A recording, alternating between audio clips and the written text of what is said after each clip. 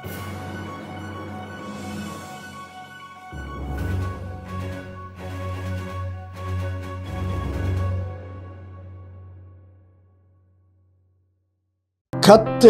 நல்லவர், கர்த்தர் நல்லவர், கர்த்தர் நல்லவர். தெய்வ செய்திக்கு ஆதாரமாக வேதத்திலிருந்து ஒரு வசனத்தை நாம் வாசிப்போம். தெய்வ செய்திக்கு ஆதாரமாக சங்கீதங்களின் புஸ்தகம் 113வது சங்கீதம் 9வது வசனம். சங்கீதங்களின் புஸ்தகம் 113வது சங்கீதம் 9வது வசனம். அந்த வார்த்தை இப்படியாய் சொல்லுகிறது: மலடியை சந்தோஷமான பிள்ளை தாழ்ச்சியாக்கி வீட்டிலே குடியிருக்க பண்ணுகிறார். அல்லேலூயா. மலடியை சந்தோஷமான பிள்ளை தாழ்ச்சியாக்கி வீட்டிலே குடியிருக்க பண்ணுகிறார். அல்லேலூயா. கர்த்தர் இந்த வார்த்தையை கொண்டு நம்மளோடு பேசும்படியாய் ஒரு நிமிடம் தேவ செய்திக்காய் நாம் ஜெபித்து தேவ செய்திக்குள்ளாய் நாம் கடந்து சொல்லுவோம். நாம் ஜெபிப்போம். அன்பின் பரலோக பிதாவை துதிக்கிறோம், சோதரிக்கிறோம். ஆண்டவரே, இந்த நாளிலும் தேவனுடைய கிருபையும் தயவும் எங்களோடு குணந்தக்காய் நன்றி செலுத்துகிறோம். கர்த்தாவே, பகல் முழுவதும் எங்களை காத்து பலப்படுத்தி ஆசீர்வதித்து வழிநடத்தி இப்பொழுதும் உடைய சமூகத்திலே கூட்டி சேர்த்திருக்கிற மேலான கிருபைக்காய் நன்றி செலுத்துகிறோம். அந்த ஜெபத்தையும் ஆண்டவரே இம்மட்டும் நீ நடத்தினீர், அதற்காய் நன்றி. இப்பொழுது உடைய வார்த்தைக்குள்ளாய் நாங்கள் கடந்து வருகிறோம். சுய மாமிசம் எல்லாம் மறைக்கப்படுவதாக. உடைய வார்த்தையை கேட்கிறது மாத்திரமல்ல, அதன்படி நாங்கள் நடந்து கொள்ள எங்களுடைய ஆவி, ஆத்மா, சரீரம், சிந்தனை யாவையும் உடைய கரத்தில் ஒப்படைக்கிறோம். நீரை பொறுப்படுத்த வழி நடத்தியறோம். உடைய நாம மாத்திரம் பிரசவப்படுவதாக. ஆண்டவரே, இந்த தேவ செய்திக்காய் நாங்கள் ஜெபிக்கிறோம். தேவ கிருபை கூட இருக்கட்டும். இயேசுவின் நாமத்தில் ஜெபிக்கிறோம் நல்ல பிதாவே. ஆமேன், ஆமேன். இந்த சங்கீதங்களின் புஸ்தகம் 113வது சங்கீதம் 9வது வசனத்திலே இப்படியாய் சொல்லப்படுகிறது: சந்தோஷமாக பிள்ளை தாய்ச்சியாக்கி வீட்டிலே குடியிருக்க பண்ணுகிறார். வீட்டிலே குடியிருக்க பண்ணுகிறார். இந்த குடியிருக்க பண்ணுகிறார் என்கிற வார்த்தையை குறித்து நேற்று இரவுக்கிரவு செய்தியிலே நாம் தியானிக்க கர்த்தர் நம்மளுக்கு கிருபை பாராட்டினார். அதிலே நாம் பார்த்தோம், குடியிருக்க பண்ணுகிறார் என்றால் என்ன அர்த்தம்? அவர் அந்த இடத்திலே வாசம் பண்ண வைக்கிறது மாத்திரமல்ல, அதனுடைய அர்த்தம் என்னவென்றால் அவர் விருத்தியாக்க பண்ணுகிறார் என்பதுதான் அந்த வசனத்தின் அர்த்தமாய் காணப்படுகிறது என்பதை நாம் பார்த்தோம். ஏனென்றால் ஒரு மலடி, அதாவது பிள்ளை பெற முடியாது இருக்கிற ஒரு ஸ்திரீயை, பிள்ளைகள் காணப்படாத ஒரு குடும்பத்தை கர்த்தர் குடியிருக்க பண்ணுகிறார் என்றால் என்ன அர்த்தம்? அந்த குடும்பத்தை விருத்தி பண்ணுகிறார், விருத்தியாக்க பண்ணுகிறார் என்பதுதான் அதனுடைய அர்த்தமாய் காணப்படுகிறது. அதற்குரிய இணை வசனத்தையும் நாம் பார்த்தோம். விருத்தி அடைய பண்ணுகிறார் என்பதை குறித்து நாம் பார்க்க கர்த்தர் கிருபை செய்தார். குறிப்பாய் எந்தெந்த காரியங்களிலே நம்மளை விருத்தி அடைய பண்ணுகிறார் என்பதை குறித்து நாம் பார்த்தோம். லூக்காவின் புஸ்தகம் 2வது அதிகாரம் 52வது வசனத்திலே நாம் பார்த்தோம். முதலாவதாக ஞானத்திலே விருத்தி அடைய பண்ணுகிறார். 2வது தேவ கிருபையிலே விருத்தி அடைய பண்ணுகிறார். 3வது வளர்ச்சியிலே நம்மளுக்கு ஒரு விருத்தியை கர்த்தர் கொடுக்கிறார். 4வதாக மனித தயவிலே விருத்தி அடைய பண்ணுகிறார் என்பதை குறித்து தியானிக்க கர்த்தர் கிருபை செய்தார். இவை எல்லாம் நம்முடைய ஆவிக்குரிய சரீரத்திலும் நம் வெளியே ஜனங்களிடத்திலே பிரதிபலிக்கிற தேவனால் கொடுக்கப்பட்ட அந்த குணாதிசயங்களிலே காணப்படுகிறதா இருக்கிறது என்பதை குறித்து தியானிக்க கர்த்தர் கிருபை செய்தார். அதன் தொடர்ச்சியாக தான் இன்றைக்கு அந்த குடியிருக்க பண்ணுகிறார் என்பதை வார்த்தையை தான் நாம் மீண்டும் தியானிக்க போகிறோம். அப்ப நாம் வாசித்தோம், குடியிருக்க பண்ணுகிறார் என்றால் விருத்தி அடைய பண்ணுகிறார் என்பது அர்த்தம் என்று நாம் வாசித்தோம். ஆனால் இங்கு இன்றைக்கு நாம் தியானிக்க போகிறது என்னவென்றால், யாரை தேவன் குடியிருக்க பண்ணுகிறார்? எல்லாருக்குமே இந்த குடியிருப்பு வருகிறதா என்று நாம் பார்த்தோம் என்றால், வேதத்தின்படி பார்த்தால் அது கிடையாது. எல்லா ஜனங்களுக்கும், பூமியில் இருக்கிற எல்லா ஜனங்களுக்கும் இது கொடுக்கிறார் என்றால் கொடுக்கிறார். ஆனால் அதற்கென்று ஒரு கிரைட்டீரியா அல்லது இப்படிப்பட்டவர்களுக்குத்தான் அந்த குடியிருப்பு, இப்படிப்பட்ட மனுஷர்களுக்குத்தான் அந்த விருத்தி என்று சொல்லி அங்கு தேவன் ஒரு டேர்ம்ஸ் அண்ட் கண்டிஷனை வைக்கிறதை நாம் பார்க்கிறோம். சில இடங்களிலே நீங்கள் பொருட்களை வாங்கும் பொழுது சொல்லுவார்கள், இதற்கு வாரண்டி இருக்கிறது, கேரண்டி இருக்கிறது. வாரண்டி என்றால் ஏதாவது ஒரு காரியங்கள், ஏதாவது ஒரு பழுது, சின்ன பழுது வந்தால் அதை ரீப்ளேஸ் பண்ணி அல்லது அதனுடைய ரிப்பேர் பண்ணி கொடுப்பார்கள். கேரண்டி என்றால் ஏதாவது டேமேஜ், கம்ப்ளீட்டே டேமேஜ் ஆகியிருந்தால் அதை புது பொருட்களாய் மாற்றி கொடுப்பார். ஆனா அதை அவர்கள் சொன்னாலும் அதுல ஒரு காரியத்தை வைத்திருப்பார்கள். என்ன பாத்தீங்கன்னா, அது ஒரு டேர்ம்ஸ் அண்ட் கண்டிஷன். இந்தந்த வரைக்குள், அந்தந்த காரியத்துக்குள் அது இருந்தால் அதற்கு அந்த வாரண்டி செல்லும், அதற்குரிய கேரண்டி செல்லும் என்று சொல்லுவார். அதே நேரத்தில் சில விளம்பரங்கள் எல்லாம் நீங்க பாத்தீங்கன்னா நியூஸ் பேப்பர்ல வரும், ஃப்ரிட்ஜ் இவ்வளவு ரூபாய் தான், மொபைல் இவ்வளவு ரூபாய் தான் சொல்லி கம்மியான ரேட்டை அங்க போட்டு இருப்பார்கள், இவ்வளவு ஆஃபர்ல வருகிறது என்று சொல்லி. ஆனா அதற்கு அந்த விலைக்கு பக்கத்துல ஒரு கோடு போட்டு அதன் மேலாக ஒரு ஸ்டார் வைத்திருப்பார்கள். காரணம் என்னவென்றால் இந்த விலை உண்மைதான், ஆனால் அந்த விளைவிலே நீங்கள் பெற்றுக்கொள்ள வேண்டும் என்றால் இந்தந்த கிரைட்டீரியா, இந்தந்த குறிப்புக்குள் நீங்கள் வந்தால் மாத்திரமே இந்த காரியத்தை நீங்கள் பெற்றுக்கொள்ள முடியும் சொல்லி அந்த புள்ளி அதை விளக்குகிறதாய் காணப்படுகிறது. அதே போலதான் கர்த்தர் விருத்தி அடைய பண்ணுகிறார், நான் உன்னை சந்தோஷமாய் குடியிருக்க பண்ணுகிறேன் என்று கர்த்தர் வார்த்தையை கொடுத்துட்டா அது எல்லாருக்கும் நிறைவேறுகிறது கிடையாது. அதற்கென்று கர்த்தர் ஒரு வரைமுறையை வைத்திருக்கிறார். அதை யார் அதற்கேற்றபடி காணப்படுகிறார்களோ, யாருடைய ஜீவியம் அதற்கேற்றபடி காணப்படுகிறதோ, யாருடைய ஜீவியம் கர்த்தரால் வரையறுக்கப்பட்ட வரைக்குள் வருகிறதோ அவர்களை தான் தேவன் குடியிருக்க பண்ணுகிறார், அதுவும் சந்தோஷமாய் விருத்தியடைய பண்ணுகிறார் என்று அந்த வசனம் சொல்லுகிறது.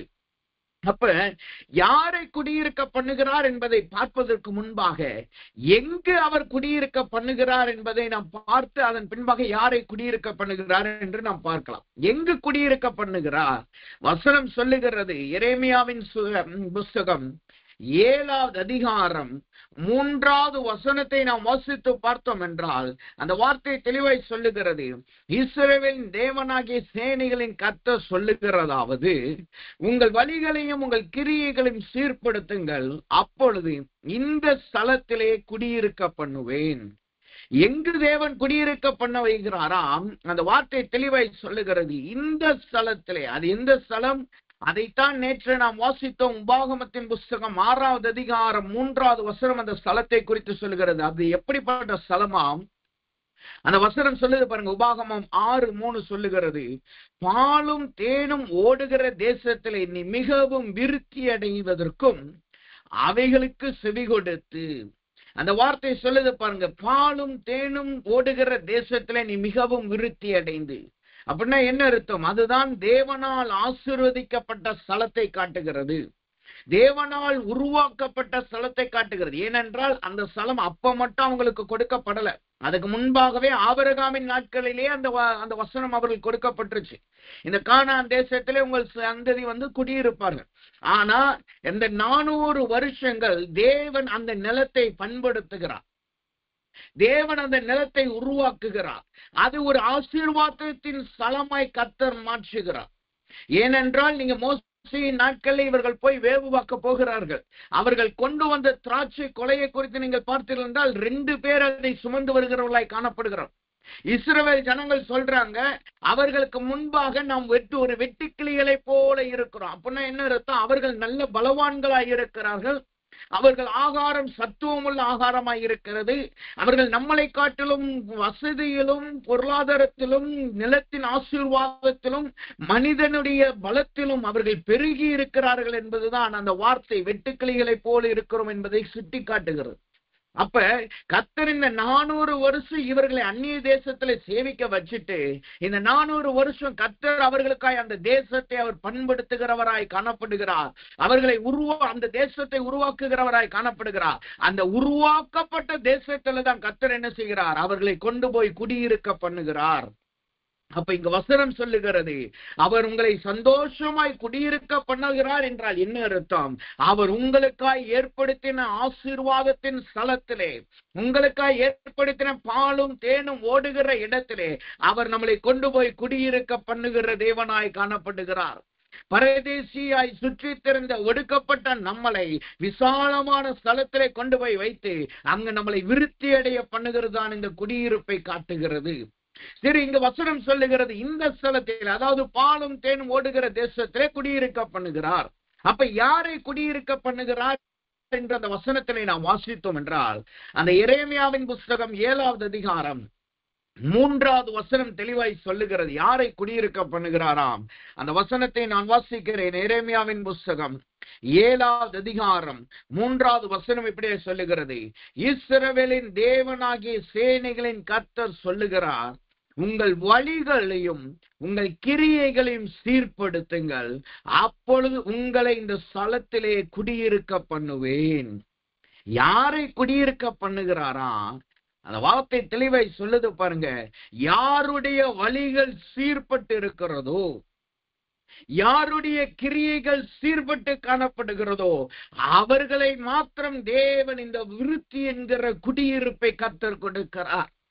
எல்லாருக்கும் இந்த குடியிருப்பு வருகிறது கிடையாது.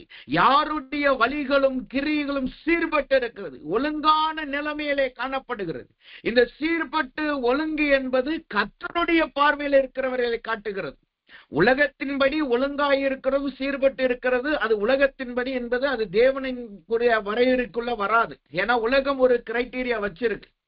நீங்க எல்லாருக்கும் முன்பாக, எல்லா ஜனங்களுக்கு முன்பாக நீங்க நல்லா சிரிச்சு பேசி, நல்ல ஆடம்பரமா காமிச்சு, ஒரு 10 பேருக்கு ஒரு 10 பொருட்களை வாங்கி கொடுத்து போட்டோ எடுத்து நீங்க போட்டுட்டீங்கன்னா, உலகத்தில் இருக்கவங்க சொல்லுவாங்க, உங்களை போல தாராள குணம் உள்ளவர்கள் யாருமே கிடையாது, உங்களை போல ஏழைகளை விசாரிக்கிறவர்கள் யாருமே கிடையாது, உங்களை போல ஒழுங்கா வாழுகிற வாழ்க்கை உள்ளவர்கள் யாருமே கிடையாது என்று சொல்லு. ஆனா உண்மைக்கே அவர்களுடைய வாழ்க்கையை நீங்க போய் பார்த்தீங்கன்னா, அந்த போட்டோவுக்கு பின்பாக அவர்களுடைய வாழ்க்கையை நீங்க போய் பார்த்தீங்கன்னா, அவர்கள் வெளியிலே காண்பிப்பதற்கும் அவர்களுடைய உள்ளான ஜீவியமும் அப்படியே வித்தியாசமாய் காணப்படும்.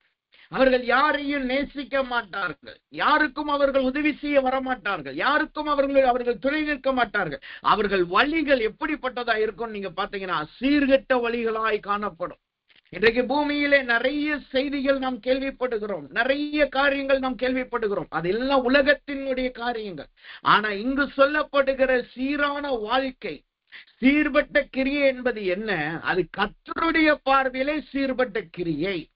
கர்த்தருடைய பார்வையிலே வழிகள் சீர்பட்ட வழிகளாய் இருக்கிறது. அவர் ஒரு வரைமுறை வைத்திருக்கார். அந்த வழியிலே, அந்த கிரியைகளிலே நாம் சீர்பட்டவர்களாய் காணப்படணும். அப்ப இங்கு சொல்லப்படுகிற சீர்பட்ட வழிகளும் சீர்பட்ட கிரியைகளும் எதை காட்டுகிறது, அதனுடைய அர்த்தங்கள் என்ன என்று நாம் பார்த்தோம் என்றால், வசனம் சொல்லுகிறது, அதே எரேமியாவின் புஸ்தகம் 7வது அதிகாரம் 5வது வசனம் 6வது வசனத்தை நாம் வாசித்து பார்த்தோம் என்றால், அந்த 2 வார்த்தைக்குரிய அர்த்தத்தை அந்த வசனம் சொல்லுகிறது. எரேமியா 7வது அதிகாரம் 5 மற்றும் 6வது வசனம் இப்படியே சொல்லுகிறது. அதை நான் வாசிக்கிறேன். நீங்கள் உங்கள் வழிகளையும் உங்கள் கிரியைகளையும் நன்றாய் சீர்படுத்தி, நீங்கள் மனுஷனுக்குள் வழக்கை நியாயமாய் தீர்த்து, பரதேசியையும் திக்கற்றவனையும் விதவையும் ஒடுக்காமலும், குற்றமில்லாத இரத்தத்தை இந்த ஸ்தலத்திலே சிந்தாமலும், உங்களுக்கு கேடுண்டாக அந்நிய தேவர்களை பின்பற்றாமலும் இருப்பீர்களாகில், அப்பொழுது நான் உங்கள் பிதாக்களுக்கு கொடுத்த இந்த தேசமாகி இந்த ஸ்தலத்திலே உங்களை சதா காலமும் குடியிருக்க பண்ணுவேன். அந்த வசனம் சொல்லுது பாருங்க. அவர் சொல்லுகிறார், நான் குடியிருக்க பண்ணுவேன். எப்பொழுது? நீங்கள் சீர்படுத்தும் பொழுது. எதை சீர்படுத்தும் பொழுது?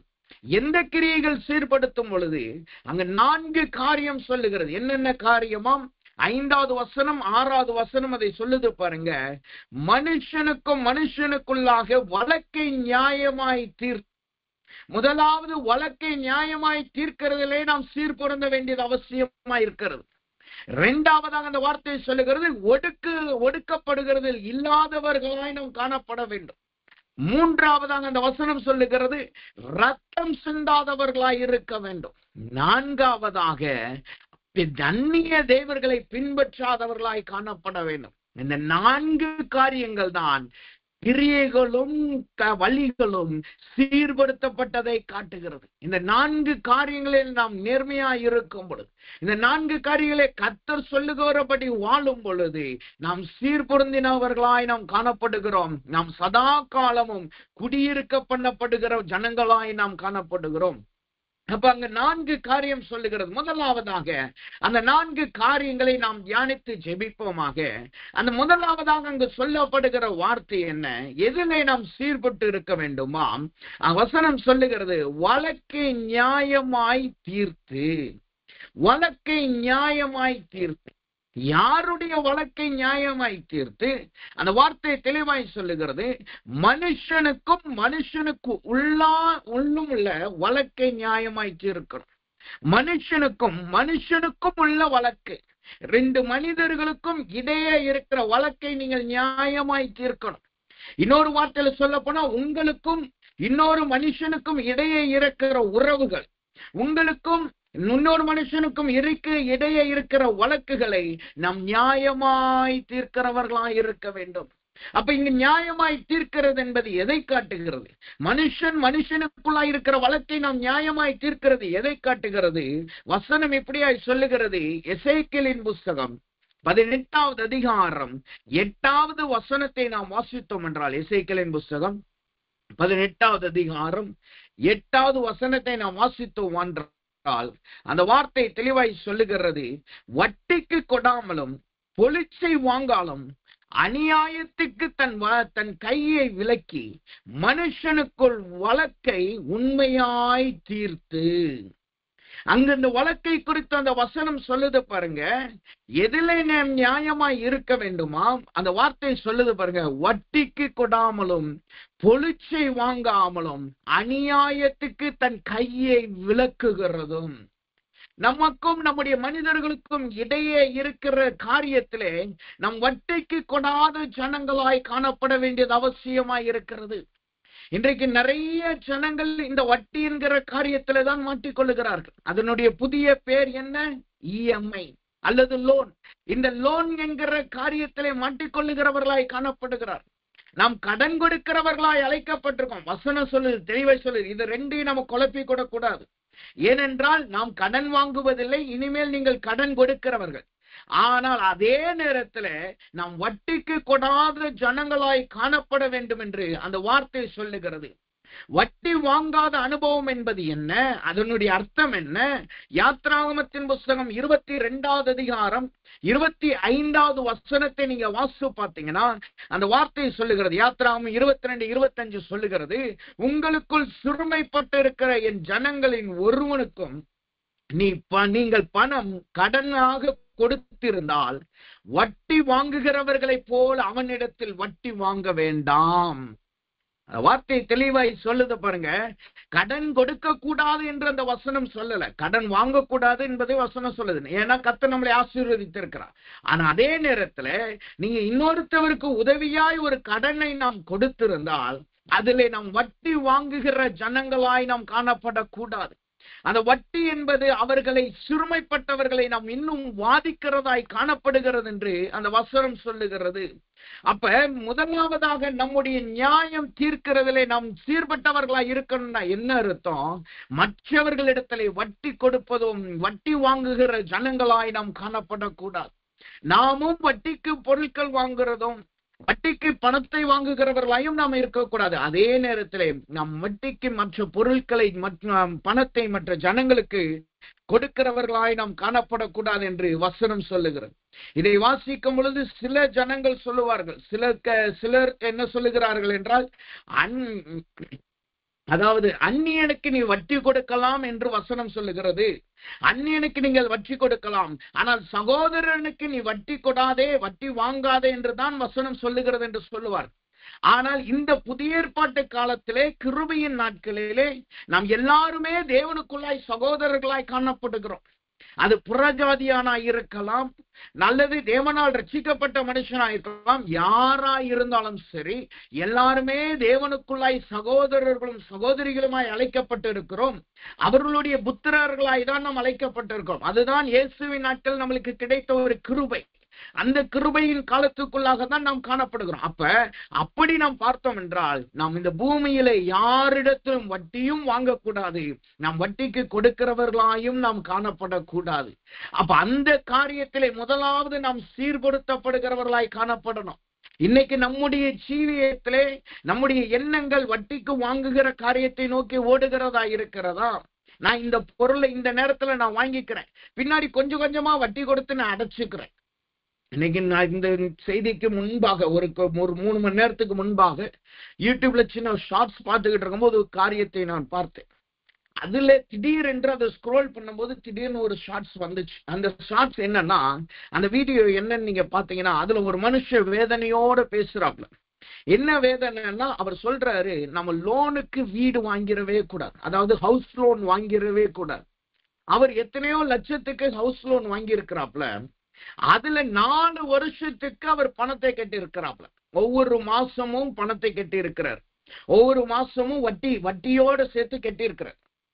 அவருடைய எண்ணம் என்னன்னா, எனக்கு இவ்வளவு இன்ட்ரெஸ்ட் வந்திருக்கு, இவ்வளவு வட்டி வந்திருக்கு, இவ்வளவு அசல் நான் கட்டணும், இவ்வளவு பணம் வாங்கி இருக்கிறேன், இவ்வளவு வட்டியோடு சேர்த்து கட்டணும்.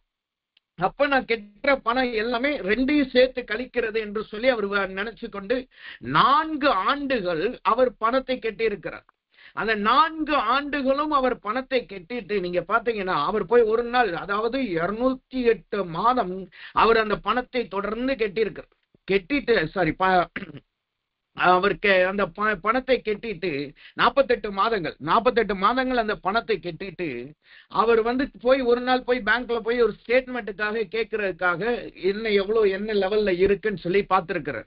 அதை வாங்கி பார்த்து ரிப்போர்ட்டை பார்த்தாதான் தெரியுது, 4 ஆண்டுகள் அவர் கட்டின பணம் எல்லாமே அவர் வாங்கின தொகையினுடைய வட்டிக்கு மாத்திரமே சென்றிருக்கு.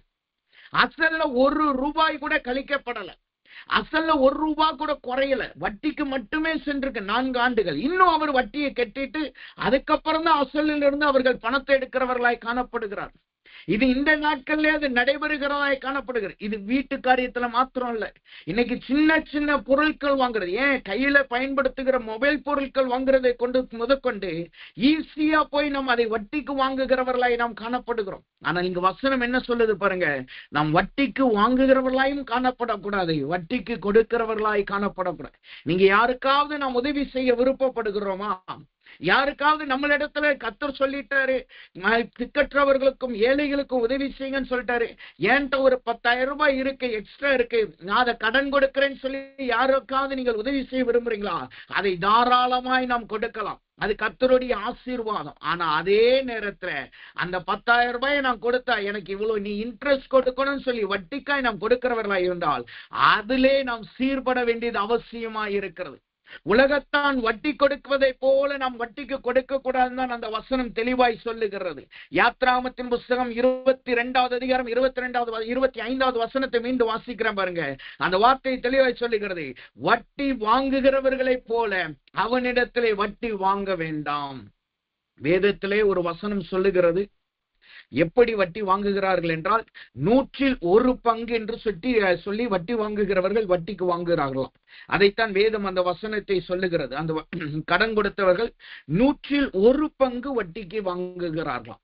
ஆனா வசனம் என்ன சொல்லுகிறது, தேவ பிள்ளைகள் வட்டி வாங்காதவர்களாய் காணப்பட வேண்டும். அப்ப முதலாவது அந்த பண காரியத்திலே நாம் ரொம்ப கவனமாய் நாம் இருப்போமாக, பண விஷயத்துல ரொம்ப நாம் ஜாக்கிரதையா இருப்போமாக, மற்றவர்களுக்கு உதவி செய்வதிலும் சரி, மற்றவர்கள் கொடுத்தல் வாங்குவதிலே நாம் ரொம்ப ஜாக்கிரதையா இருக்க வேண்டியது அவசியமா இருக்கிறது. ஏனென்றால் சத்துருவானவன் இயேசுவையே விளநினைக்க பார்த்தது எந்த காரியத்துலனா இந்த பண விஷயத்துலதான். இயேசுட்ட அவன் சொல்றான், முதலாவது சொல்லுகிறான் இந்த கல்லை அப்பமாய் மாற்றும். 2வது அவன் சொல்றது என்னன்னா, இந்த பூமியில் இருக்கிற எல்லாமே எனக்கு கொடுக்கப்பட்டுச்சு, என்னை நீ பணிந்து கொண்டால். இன்னைக்கு உலகம் அப்படிதான் சொல்லுது, நீங்க இப்படி கொடுத்து அப்படி வாங்கிட்டீங்கன்னா இன்ட்ரெஸ்ட் உங்களுக்கு நிறைய வரும். ஆனா தேவ பிள்ளைகளாகி நாம் அதுல ரொம்ப ரொம்ப ஜாக்கிரதையா இருக்கணும். அப்படிப்பட்ட காரியத்திலே நாம் சீர்பட்டவர்களாய் இருக்கணும். நாம் வட்டி வாங்காதவர்களாய் நாம் காணப்பட்டோம் என்றால் அவர்களுக்காய் கர்த்தர் கொடுக்கிற ஆசீர்வாதம் என்ன தெரியுமா? வசனம் சொல்லுகிறது, சங்கீதங்களின் புஸ்தகம் 15வது அதிகாரம் 5வது வசனத்தை நாம் வாசித்து பார்த்தோம் என்றால் 15வது சங்கீதம் 5வது வசனம் இப்படியாய் சொல்லுகிறது, தன் பணத்தை வட்டிக்கு கொடாமலும் குற்றமில்லாதவனுக்கு விரோதமாய் பரிதானம் வாங்காமலும் இருக்கிறவன், இப்படி செய்கிறவன் என்றென்றைக்கும் அசைக்கப்படுவது இல்லை. நாம் வட்டிக்கு கொடாதவர்களும் வாங்காதவர்களுமாய் நாம் காணப்பட்டோம் என்றால் ஒரு காலம் நாம் அசைக்கப்படுவது இல்லை. கர்த்தர் நம்மளை உறுதியாய் நாட்டுகிறவராய் இருக்கிறார். அதனாலதான் தேவன் சொன்னாரு, நீ சீர்பட்டால் நான் இந்த ஸ்தலத்திலே உன்னை சதா காலமும் குடியிருக்க பண்ணுவேன். இன்றைக்கு கர்த்தர் குடியிருக்க பண்ணுகிறேன் என்று சொல்லுகிறார் என்றால் யாருக்கு அதை சொல்லுகிறார்? யார் வட்டிக்கு வாங்காதவர்களும் கொடாதவர்களுமாய் இருக்கிறார்களோ அவர்களை கர்த்தர் என்றென்றைக்கும் அசையாதவர்களாய் கர்த்தர் உறுதிப்படுத்துகிறார். இன்றைக்கு நம்முடைய ஜீவியம் அசைக்கப்பட்ட ஜீவியமாய் காணப்படுகிறதா? நம்முடைய வாழ்க்கை அசைக்கப்பட்ட வாழ்க்கையாய் இருக்கிறதா? நம்மளை சீர்படுத்துவோமாக. பண விஷயத்திலே கர்த்தருடைய பார்வையிலே நாம் சீர்படுவோமாக. அப்பொழுது நாம் ஒரு காலமும் அசைக்கப்படுவது இல்லை. இரண்டாவதாக, எந்த காரியத்தில் நம்முடைய கிரியைகளும் வழிகளும் சீர்படுத்தப்பட வேண்டும்? அந்த வார்த்தை சொல்லுகிறது, நியாயமாய் மனுஷனுக்குள்ள நியாய தீர்ப்பிலே நாம் சீர்பட வேண்டும். அந்த நியாய தீர்ப்பிலே முதலாவது வட்டி கொடுத்ததிலே நாம் அதிலே கவனமாய் இருக்க வேண்டும். வட்டி கொடுக்காதவர்களாய் நாம் காணப்பட வேண்டும். இரண்டாவதாக அந்த வார்த்தை தெளிவாய் சொல்லுது பாருங்க. எசேக்கியேல் 18:8 சொல்லுகிறது, பொழிச்சு வாங்காமலும் இருக்க வேண்டும். பொலிசை வாங்காமலும் இருக்க வேண்டும் என்று அந்த வசனம் சொல்லு. பொலிசை என்றால் என்ன அர்த்தம் என்று நாம் பார்த்தோம் என்றால், எசேக்கியேல் 18:8 சொல்லுகிறது, பொலிசை வாங்காமலும் என்று சொல்லு. பொலிசை என்றால் என்ன என்று நாம் பார்த்தோம் என்றால், லாபத்துக்கு பொருளை வாங்காது இருக்கிற அனுபவத்தை காட்டுகிறது. லாபத்துக்கு பொருளை வாங்க, பொலிசை என்று சொல்லி நான் கூகுள்ல சர்ச் பண்ணி பார்க்கும் பொழுது, லாபத்துக்கு பொருட்கள், இது பணம், இது ஒரு விதத்துல பார்த்தா வட்டி மாதிரிதான் தெரியும். ஆனா இது பொருட்களை குறித்து சொல்லுகிறது. வட்டி என்பது பணத்தை குறித்து சொல்லுகிறது. ஆனால் இது எதை குறித்து சொல்லுகிறது என்றால் பொருட்களை குறித்து. இன்னும் விளக்கமாய் வேதத்திலே நாம் வாசித்து பார்த்தோம் என்றால், பொலிசை வாங்காதே என்று என்பது என்ன என்று நாம் வேதத்திலே நாம் பார்த்தோம் என்றால், எசேக்கியேலின் புத்தகம் 18வது அதிகாரம் 13வது வசனத்தின் முதல் பகுதி இப்படியாய் சொல்லுகிறது, வட்டிக்கு கொடுத்து பொலிசை வாங்கினால் அவன் பிழைப்பானோ? பொலிசை வாங்கினால் அவன் பிழைப்பானோ? பொலிசை வாங்குதல் என்பது என்ன? அதுக்கு முந்தின வார்த்தை தெளிவாய் சொல்லுது பாருங்க. எசேக்கியேல் 18:12 சொல்லுகிறது, சிறுமையும் எளிமையமானவனை நீ ஒடுக்கி கொள்ளைக்காரனா இருந்து அவனை அடமானத்தை திரும்ப கொடாமல் நரகலான விக்கிரங்களுக்கு நேராய் தன் கண்களை ஏறெடுத்து அருவருப்பானதை செய்து. அந்த வார்த்தையின் முதல் பகுதி இப்படியா சொல்லுது பாருங்க, சிறுமையும் எளிமையுமானவனை ஒடுக்கி கொள்ளைக்காரனாய் இருந்து அடைமானத்தை திரும்ப கொடாமல். நான் இதை செய்தால் அவர்களிடத்திலிருந்து இந்த நன்மை எனக்கு வரும், நான் இது அவர்களுக்கு கொடுத்தா அந்த பொருள் எனக்கு வரும் என்கிற எண்ணம் நமக்குள் காணப்படும் என்றால் அதுதான் பொலிசை வாங்குகிற அனுபவத்தை காட்டுகிறது. சில பேர் சொல்லுவாங்க, அவர்கள் ஒரு பொருளை கொடுத்திருப்பாங்க, அவங்க சொல்லுவாங்க, நான் இந்த பொருளை நீங்க வச்சுக்கோங்க, இந்த காரியத்தை நீங்க வச்சுக்கோங்கன்னு சொல்லி கொடுத்துட்டு அவங்க என்ன செய்வாங்கன்னா, அது அப்படியே அந்த காரியத்தை வச்சு இன்னும் மற்ற காரியத்தை புடுங்கணும் என்று நினைப்பார்கள். இன்னும் அந்த ஆதாயத்துவ பொருட்களை புடுங்கன்னு நினைப்பாங்க. இதை இன்னும் தெளிவாய் சொல்லணும்னா, சில பேர்லாம் பாத்தீங்கன்னா திடீர்னு பார்த்தா அவங்க வாழ்க்கை நல்ல உயர்வுல போய்கிட்டு இருக்கும், நல்ல நிலைமையில அப்படியே அவர்கள் வாழ்க்கை உயர்வுல போய்கிட்டு இருக்கும். திடீர்னு ஏதோ ஒரு காரியம் அவங்க வாழ்க்கையில சம்பவிச்சிருச்சு, ஏதோ ஒரு விழுக வந்துருச்சு. விழுக வந்த உடனே அப்படியே மேல போய் கொண்டிருந்த வாழ்க்கை அப்படியே டிராஜிக்கா அப்படியே கீழே இறங்கும். நல்ல பொருளோடும் ஆசையோடும் அந்தஸ்தோடும் நல்ல பேரோடு இருந்தவங்க திடீர்னு பார்த்தா அப்படியே சறுக்கிட்டு வருவாங்க. அவங்க வாழ்க்கையில இன்னும் அவங்களால ஒரு நேரம் சாப்பாடு கூட அவங்களால நிலையா நிக்க முடியாது. நல்ல பண வசதி இல்லாதவர்களாய் குறைந்து போவார்கள். அந்த நேரத்துல உலகத்தான் என்ன செய்வான் தெரியுமா? அவன் அந்த நேரத்துல அவர்கள் கொடுக்கிற பொருட்களை எப்படி நம்ம குறைச்சு வாங்கலாம்னு சொல்லி பார்ப்பாங்க. அநியாயத்துக்கு அதை குறைத்து வாங்குவார்கள்.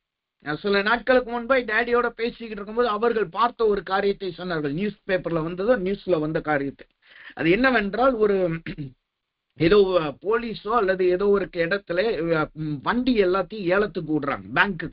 பேங்க்ல வண்டி ஏலத்துக்கு விடுறாங்க. ஜப்தி பண்ண வண்டிகளை ஏலத்துக்கு விடுறாங்க. அதுல ஒரு வண்டி, ஒரு மீடியம் ரேஞ்ச் உள்ள வண்டி, அதாவது ஹீரோ ஹோண்டா ஸ்பிளெண்டர் என்று நினைக்கிற மீடியம் ரேஞ்ச் உள்ள வண்டி, ரொம்ப காஸ்ட்லியான பைக்கும் கிடையாது, மீடியம் ரேஞ்ச் உள்ள வண்டி தான். அந்த மீடியம் ரேஞ்ச் உள்ள வண்டியை ஏலத்துக்கு விடுறாங்க. இது ஏலத்துக்கு நிறைய பேர் ஏலம் எடுக்க வந்திருக்கிறாங்க. ஆனா இந்த ஏழை எடுக்க வந்து உட்கார்ந்து இருக்கிறவங்களுக்கு கொஞ்சம் தூரத்துல இருந்து ஒரு அம்மா அழுதுகிட்டே இருக்கான். அது கதறி கதறி அழுதுகிட்டு இருக்கு. இந்த வண்டி வந்த உடனே ஏலத்துக்கு விடுறாங்க. இது இவ்வளவு ரூபாய், இதான் ஆரம்ப விலைன்னு சொல்ல ஆரம்பிச்ச உடனே அந்த அம்மா அழுகுதான். சொல்லுது, நான் எப்படியாவது இந்த பணத்தை நான் கெட்டிடுறேன், எப்படியாவது இந்த பணத்தை நான் அடைச்சிடுறேன், நான் வாங்கின கடனை எப்படியாவது நான் அடைச்சிடுறேன். இது என் கணவர் ஆசையா வாங்கின பைக்கு, யாரும் இது ஏலத்துக்கு எடுக்காதீங்க. அந்த அம்மா கதறி கதறி அங்க சொல்லுது, யாரும் இது ஏலத்துக்கு எடுக்காதீங்க. ஏதோ என் வாழ்க்கையில வந்த ஒரு சின்ன அடி, என் வாழ்க்கையில வந்து சின்ன ஒரு பிரச்சனையினால நான் இப்ப இதை ஜப்திக்கு விட வேண்டிய நிலைமைக்கு நான் வந்துட்டேன், எப்படியாவது இந்த பணத்தை கெட்டிடுறேன்னு சொல்லி அவர்கள் அழுகிறவர்களாய் காணப்படுறாங்க. ஆனாலும் அங்க இருக்கிற ஜனங்கள் அதை ரொம்ப கம்மியான ரேட்டுக்கு எடுக்கிறவர்களாய் காணப்படுறாங்க.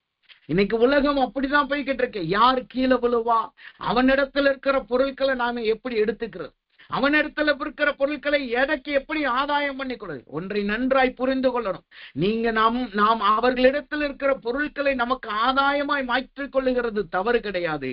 ஆனால் அதில் நியாயமான விதத்திலே நாம் நடக்கிறவர்களாய் காணப்படுறோம். அவர்கள் அதை மனமுகர்ந்து விற்கிறவர்களாய், மனமுகர்ந்து கொடுக்கிறவர்களாய் இருந்தால் அது வாங்குகிறது தவறு கிடையாது. ஆனால் அது கண்ணீரோடும் மனக்குமுறலோடும் வரும் பொழுது அதே கண்ணீர் நம்மளை ஆளுகை செய்கிறதாய் காணப்படும். அந்த வார்த்தையை தெளிவாய் சொல்லுது பாருங்க.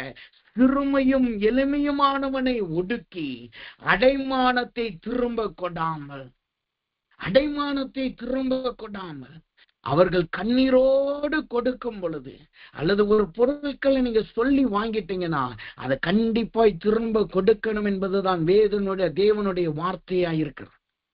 வசனம் சொல்லுகிறது, ஒருவனிடத்துல நீ இனமாய் போர்வையை வாங்கி இருந்தா, அவனுக்கு ஒரு பொருளை நீ கொடுத்திருக்கிற, அதற்காக நீ அவனுடைய போர்வையை நீ ஒரு அடைமானமாய் நீ வாங்கியிருந்தா, இரவு தங்குவதற்குள்ளாக அந்த போர்வை அவனிடத்துல கொடுத்துக்கொள். ஏனென்றால் அந்த போர்வை தான் அவனுக்கு ஆதரவு. அந்த போர்வை இல்லாம அவன் எப்படி மூடி படுத்துக் கொள்ளுவான்? அவனிடத்துல வீடுகள் இல்லை, அவனிடத்துல ஒண்ணுமே கிடையாது, அவன்கிட்ட இருந்தது ஒரு சின்ன போர்வை தான். ஆனா அதையும் நீ வாங்கி வச்சுக்கிட்டேன்னா அவன் எவ்வளவு வேதனைப்படுவான் என்று அந்த வசனம் சொல்லுகிறது. அதனாலதான் வசனம் சொல்லுது பாருங்க, 13வது வசனம் சொல்லுது, அவன் எப்படி பிழைப்பானோ, அவன் எப்படி பிழைப்பானோ, அவன் பிழைப்பது இல்லை என்று அந்த வார்த்தை சொல்லுகிறது. அதனால் இந்த பொலிசை வாங்குகிறதுலையும் கொடுக்கறதுலையும் ரொம்ப ஜாக்கிரதையா இருக்கும். நம் பொலிசை வாங்காத ஜனங்களாய் நாம் காணப்படணும். அதுக்கு யாரையும் அடித்தும் எந்த பொருட்களை நாம் வாங்கிடக்கூடாது. அவர்கள் கண்ணீர் விடுகிறார்களே, அவர்கள் கீழே விழுந்துட்டாங்க, அதுல நான் ஒரு ஆதாயத்தை தேடிக்கிறேன்னு சொல்லிட்டு உலகத்தானை போல நம் ஆதாயத்தை தேடக்கூடாது. அந்த காரியம் நமக்கு வாய்க்காமல் போனாலும் பரவாயில்லை, அந்த பொருட்கள் நமக்கு வராமல் போனாலும் பரவாயில்லை. கர்த்தர் நம்மை ஆசீர்வதிக்க வல்லமையுள்ளவராய் இருக்கிறார். மற்றவர்களின் கண்ணீரினால் வந்த பொருட்கள் அது நம்முடைய வாழ்க்கையிலும் கண்ணீரை கொண்டு வருகிறதாய் தான் காணப்படும். மற்றவர்கள் வேதனையாய் விற்கிற பொருட்கள் நமக்கும் அது வேதனையை கொண்டு வருகிறதாய் தான் காணப்படும். அதனால் அதுல ரொம்ப ஜாக்கிரதையா இருக்க வேண்டியது அவசியமா இருக்கு. அப்ப தேவ ஜனங்கள் எப்படிப்பட்டவர்களா இருக்கணுமா? மற்றவர்களை அடித்தோ அவர்களிடத்திலிருந்து அவர்கள் கண்ணீரிலே ஆதாயம் பார்க்கிறவர்களாய் நாம் காணப்படக்கூடாது. குறிப்பாய் சொல்ல போனால் பொலிசை வாங்காதவர்களாய் காணப்படும். சரி, அப்படி பொலிசை வாங்காதவர்களுக்கு கர்த்தர் என்ன வார்த்தையை கொடுக்கிறார்? அவர்களுக்கு வருகிற ஆசீர்வாதம் என்ன? நாம் பொலிசை வாங்காமல், மற்றவர்களுடைய கண்ணீரிலே ஆதாயம் பார்க்காமல், சிறுமையும் எளிமையுமானவனுடைய இடத்துல பொலிசை வாங்கி அவனை பிழைக்க பண்ணாமல் இருக்கிற அந்த அனுபவத்திலிருந்து நாம் விலகி இருந்தா என்ன நடக்கும்? பொலிசை வாங்காதவர்களா இருந்தால் கர்த்தர் எப்படி ஆசீர்வதிக்கிறாராம்? வசனம் தெளிவாய் சொல்லுகிறது. எசேக்கியேலின் புஸ்தகம் 18வது அதிகாரம் 17வது வசனம் சொல்லுது பாருங்க. எசேக்கியேல் 18:17 சொல்லுகிறது, சிறுமைப்பட்டவனுக்கும் நோவுண்டாகாதபடி தன் கையை விலக்கி வட்டியும் பொலிசையும் வாங்காமல் இருந்து என் நியாயங்களின்படி செய்து என் கட்டளைகளில் நடந்தால் அவன் தன் தகப்பனுடைய அக்கிரமத்தின் நிமித்தம் சாகாமல் பிழைக்கவே பிழைப்பான். பொலிசை வாங்காமல் சிறுமைப்பட்டவனையும் எளிமைப்பட்டவன் அவன் பிழைப்பை அடிக்காமல், அவன் பிழைப்புக்கு நீங்க ஏதுவா இருந்தால் அங்க என்ன நடக்கும்? நீங்கள் பிழைப்பீர்கள் என்று அந்த வார்த்தை சொல்லுகிறது. அதுவும் சாதாரண பிழைப்பு அல்ல. எப்படிப்பட்ட வாழ்வை கர்த்தர் கொடுக்கிறாராம்? தகப்பனுடைய அக்கிரமங்கள் அவன் மீது வராதாம். தகப்பனுடைய அக்கிரமம். இன்று காலையில பார்த்தோம், ஆபிரகாமின் தேராகின் வாழ்க்கையில இருந்த அந்த சாபம் ஆபிரகாமின் வாழ்க்கையில இருந்துச்சு. ஆபிரகாமிட்ட இருந்து ஈசாக்குக்கு வந்துச்சு. அதனால அவன் கர்த்தருடைய வாக்குத்தத்தத்தை சுதந்திரித்துக் கொள்ள முடியல. அதே போல சில காரியங்களிலே தகப்பனையும் மூதாதையர்களுடைய சாபங்கள் அவர்கள் பிள்ளைகளை தொடரும். அவர்களுடைய பாவங்கள் பிள்ளைகளுக்கு வாழ்க்கையில வருகிறதாய் காணப்படும். சாலமோனுடைய வாழ்க்கையில வந்த சாபம், பாவத்தின் கிரியை அவனுடைய பிள்ளைகள் வாழ்க்கையில நிறைவேறுகிறதை நம்மளால் பார்க்க முடியும். ஆனா இங்க வசனம் சொல்றது, பிதாக்கள் என்னதான் பாவம் செய்திருந்தாலும் நீங்கள் பொலிச்சை வாங்காமலும் வட்டிக்கு வாங்காமலும் நீங்கள் இருந்தீர்கள் என்றால் கர்த்தர் என்ன செய்கிறார்? உங்கள் வாழ்க்கை பிழைக்கிறதாய் காணப்படும். அவர்கள் சாபமோ அக்கிரமமோ பாவமோ உங்களோடு ஐக்கியம் கொள்ளாது. நீங்கள் அதிலிருந்து துண்டிக்கப்படுகிறவர்களாய், நீங்கள் பிழைக்கிறவர்களாய் நாம் காணப்படுவோம். அதனாலதான் கர்த்தர் சொன்னார், சதா காலமும் குடியிருக்க பண்ணுவேன். மூன்றாவதாக, அந்த நியாயம் தீர்க்கிறதிலே நாம் சீர்பட வேண்டும் என்றால் என்ன அர்த்தம்? அந்த வார்த்தையை சொல்லுது பாருங்க, அநியாயத்திற்கு தன் கையை விலக்கி. எசேக்கியேல் 18:8 சொல்லுகிறது பாருங்க, அநியாயத்துக்கு, வட்டிக்கு கொடாமலும் பொலுசை வாங்காலும். மூன்றாவதாக, அநியாயத்துக்கு தன் கையை விலக்கி. அநியாயத்துக்கு தன் கையை விலக்கி என்றால் என்ன அர்த்தம்? அது எதை காட்டுகிறது? லேவியராகமத்தின் புஸ்தகம் 19வது அதிகாரம் 15வது வசனத்தை நாம் வாசித்து பார்த்தோம் என்றால் அந்த வார்த்தை சொல்லுகிறது, நியாய விசாரணையிலே அநியாயம் செய்யாதிருங்கள், சிறுவனுக்கு முகதாட்சிணை செய்யாமலும் பெரியவனுடைய முகத்துக்கு அஞ்சாமலும் நீதியாய் பிறனுக்கு நியாயம் தீர்ப்பீராக. அநியாயம் செய்யாதவர்களாய் இருக்க வேண்டும் என்று அந்த வசனம் சொல்லுகிறது. அநியாயத்துக்கு தன் கையை விலக்க வேண்டும் என்ற வசனம் சொல்லுகிறது. அப்படின்னா என்ன அர்த்தமாம்? முதலாவது, முகதாட்சிணிய பார்க்க கூடாது. அவர்களுடைய முகத்திற்காய் யாரும் நாம் கிரியை செய்கிறவர்களாய் காணப்படக்கூடாது. சில பேர் சொல்லுவாங்க பீப்புள் பிளீசர் என்று சொல்லுவாங்க. நான் அவங்களுக்கு ஏதாவது அவங்க சொல்றது படி நான் நடந்தாகணும், அல்லது நான் அவங்களுக்கு ஏற்றபடி நான் நடந்துகிட்டேனா, அவங்களுக்கு ஏற்றபடி நான் நடந்துட்டா, அவங்க முகத்துக்கு அவங்க முகம் சுருங்கி போகாம நான் நடந்துட்டா எனக்கு அவங்களால ஒரு நன்மை வரும் என்று சொல்லி நாம் நடந்து கொள்ளக்கூடாது. அது அநியாயமான கிரியே காணப்படும். இரண்டாவது, நல்ல பெரியவன் இங்கு சொல்லப்படுகிறது வளர்ச்சியும் வயது மூர்த்தவன் அல்ல. இங்கு சொல்லப்படுகிற பெரியவன் என்பது ஆஸ்தியில பெரியவன். அவனுடைய முகத்துக்கு அஞ்சாமலும் நாம் நடந்து கொள்ளணும். ஒரு நியாயம் அங்க இருக்கு. ஒரு வழக்கை நீங்க விசாரிக்கிறீங்கன்னா, ஒரு காரியத்துல நீங்க முடிவெடுக்கணும்னா முகதாட்சிணியம் பார்க்காமலும் முகத்துக்கு அஞ்சாமலும் நீங்கள் முடிவெடுக்கிறவர்களாய் காணப்படணும். இதைத்தான் யாக்கோபு தெளிவாய் சொல்லுகிறான். யாக்கோபு புஸ்தகம் 2வது அதிகாரம் 1 3வது வசனம் வரைக்கும் நீங்க படிச்சு பார்த்தீங்கன்னா, யாக்கோபின் புஸ்தகம் 2வது அதிகாரம் 1, 2, 3வது வசனத்தை நாம் வாசித்து பார்த்தோம் என்றால், அந்த யாக்கோபு இதற்கு இன்னொரு வார்த்தையை சொல்லுகிறார். என்னவென்றால், விசுவாசத்தை பட்சபாதத்தோட பற்றி கொள்ளாதிருங்கள். பழைய ஏற்பாட்டில் சொல்லுது அநியாயத்துக்கு தன் கையை விலக்கி. புதிய ஏற்பாட்டில் அதை என்னவாய் கர்த்தர் சொல்றாரு பாருங்க, விசுவாசத்தை பட்சபாதமாய் பற்றி கொள்ளாம. அதனுடைய விளக்கம் அடுத்த வார்த்தை சொல்லுது பாருங்க, 2வது வசனம் சொல்லுது, ஏனெனில் பொன் மோதிரம் மினுக்குள்ள வஸ்திரமும் தரித்திருக்கிற ஒரு மனுஷனும் கந்தையான வஸ்திரம் தரித்திருக்கிற ஒரு தரித்திரனும் உங்கள் ஆலயத்திற்கு வரும்போது மினுக்குள்ள வஸ்திரவனை கண்ணோக்கி நீர் இந்த நல்ல இடத்தில் உட்காரும் என்றும், தரித்திரனை பார்த்து அங்கே நில் என்றும், அல்லது இங்கே பாதப்படியின் அண்டையில் உட்கார் என்றும் நீங்கள் சொன்னால். அந்த வார்த்தை சொல்லுது பாருங்க, விசுவாசத்தை பட்சபாதமாய் பற்றிக் கொள்வது என்பது என்ன? மினுக்குள்ள வஸ்திரவனும் பொன்மோதிரம் போட்டிருக்கிறவனுக்கு ஒரு நல்ல கனமான இடம். ஆனா கந்தலான ஆடை உள்ளவனுக்கு, பார்ப்பதற்கு அவனுக்கு பணம் இல்லாதவனாய், பார்ப்பதற்கு கஷ்டப்படுறவனாய் இருக்கிற மனுஷனை நீ அங்கே இங்கே இரு என்று சொல்லி அவனை கனவீனப்படுத்துகிற அனுபவம் தான் அநியாயத்தை செய்கிற அனுபவமாய் காணப்படுகிறது. விசுவாசத்தை பட்சபாதமாய் பற்றி கொள்ளுகிறதே காணப்படுகிறது. ஆனா தேவ பிள்ளைகள் எப்படி காணப்படணும்? நம்முடைய குடியிருப்பு சதா காலமும் நிலைத்திருக்க வேண்டும் என்றால் எப்படி நாம் காணப்படணும்? இந்த அநியாயத்துக்கு நம்முடைய கையை விலக்குகிறவர்களா இருக்கணும். நாம் ஒரு காலமும் முகத்தை பார்த்து நடந்து கொள்ள கூடாது. இதை சொல்லும் பொழுது 2 உதாரணம் எனக்கு ஞாபகம் வருகிறது. ஒண்ணு, நான் ஈக்குவடார்ல இப்ப நான் ஃபர்ஸ்ட் போன புதுசுல நாங்க வைவாம்ல பைபிள் டீச் பண்ணிக்கிட்டு இருந்தேன். ஃபெய்த் அண்ட் ஃபைனான்ஸ் என்கிற சொல்லி விசுவாசமும் பணமும் என்று சொல்ல அந்த தலைப்புல நான் பாடம் எடுக்கிறவனாய் அதை பைபிளை வச்சு டீச் பண்ணுகிறவனாய் காணப்பட்டேன். பைபிள் ஸ்டடி, அந்த பைபிள் டீச்சிங் அப்ப அங்க இருக்கும் பொழுது அது ஒரு 6 மாச கோர்ஸ். அந்த 6 மாச கோர்ஸ்ல நடந்த ஒரு காரியத்தை நான் சொல்ல வேண்டும் என்றால், எங்க கூட ஒரு மனுஷன், ஒரு பையன், ஒரு வாலிப பையன், ஒரு 19 வயசு அல்லது 20 வயசா இருக்கும். அவன் ஒரு ஸ்டூடெண்ட். அந்த பையன் கூடயே இருப்பாப்புல. நாங்க போன இடத்துல, எங்களுக்கு தங்கியிருந்த இடத்துல அது கொஞ்சம் வித்தியாசமான ஸ்தலம். என்னவென்றால், நாங்க பாய்ஸ் குவார்டர்ஸ் என்றால் அது பெரிய குவார்டர்ஸ் கிடையாது, ஒரு வீடு. அந்த வீட்டுல தான் நாங்க தங்கியிருந்தோம். வெளியில ஹால்ல மற்ற ரூம்ல பாய்ஸ் இருப்பாங்க. எங்களுக்கென்று ஒரு சின்ன ரூம் இருக்கும். அவர்கள் சொல்லி அழைத்தது வேறு, ஆனா கொடுத்தது வேறு. ஆனா கர்த்தர் சொன்னதுனால அதுக்காக அமைதி அங்க இருந்துட்டோம். அந்த சின்ன ரூம்ல தான் ஷைனிக்கு அங்க பிரெக்னெண்டா இருந்து குழந்தை பிறந்து அந்த ரூம்ல தான் நாங்க இருப்போம். வெளியில வரனால ஃப்ரீயா அவங்களால உலாவ முடியாது, எதுவும் பண்ண முடியாது. ஆனா அந்த பாய்ஸ் குரூப்ல ஒரு பையன் இருந்தாப்புல.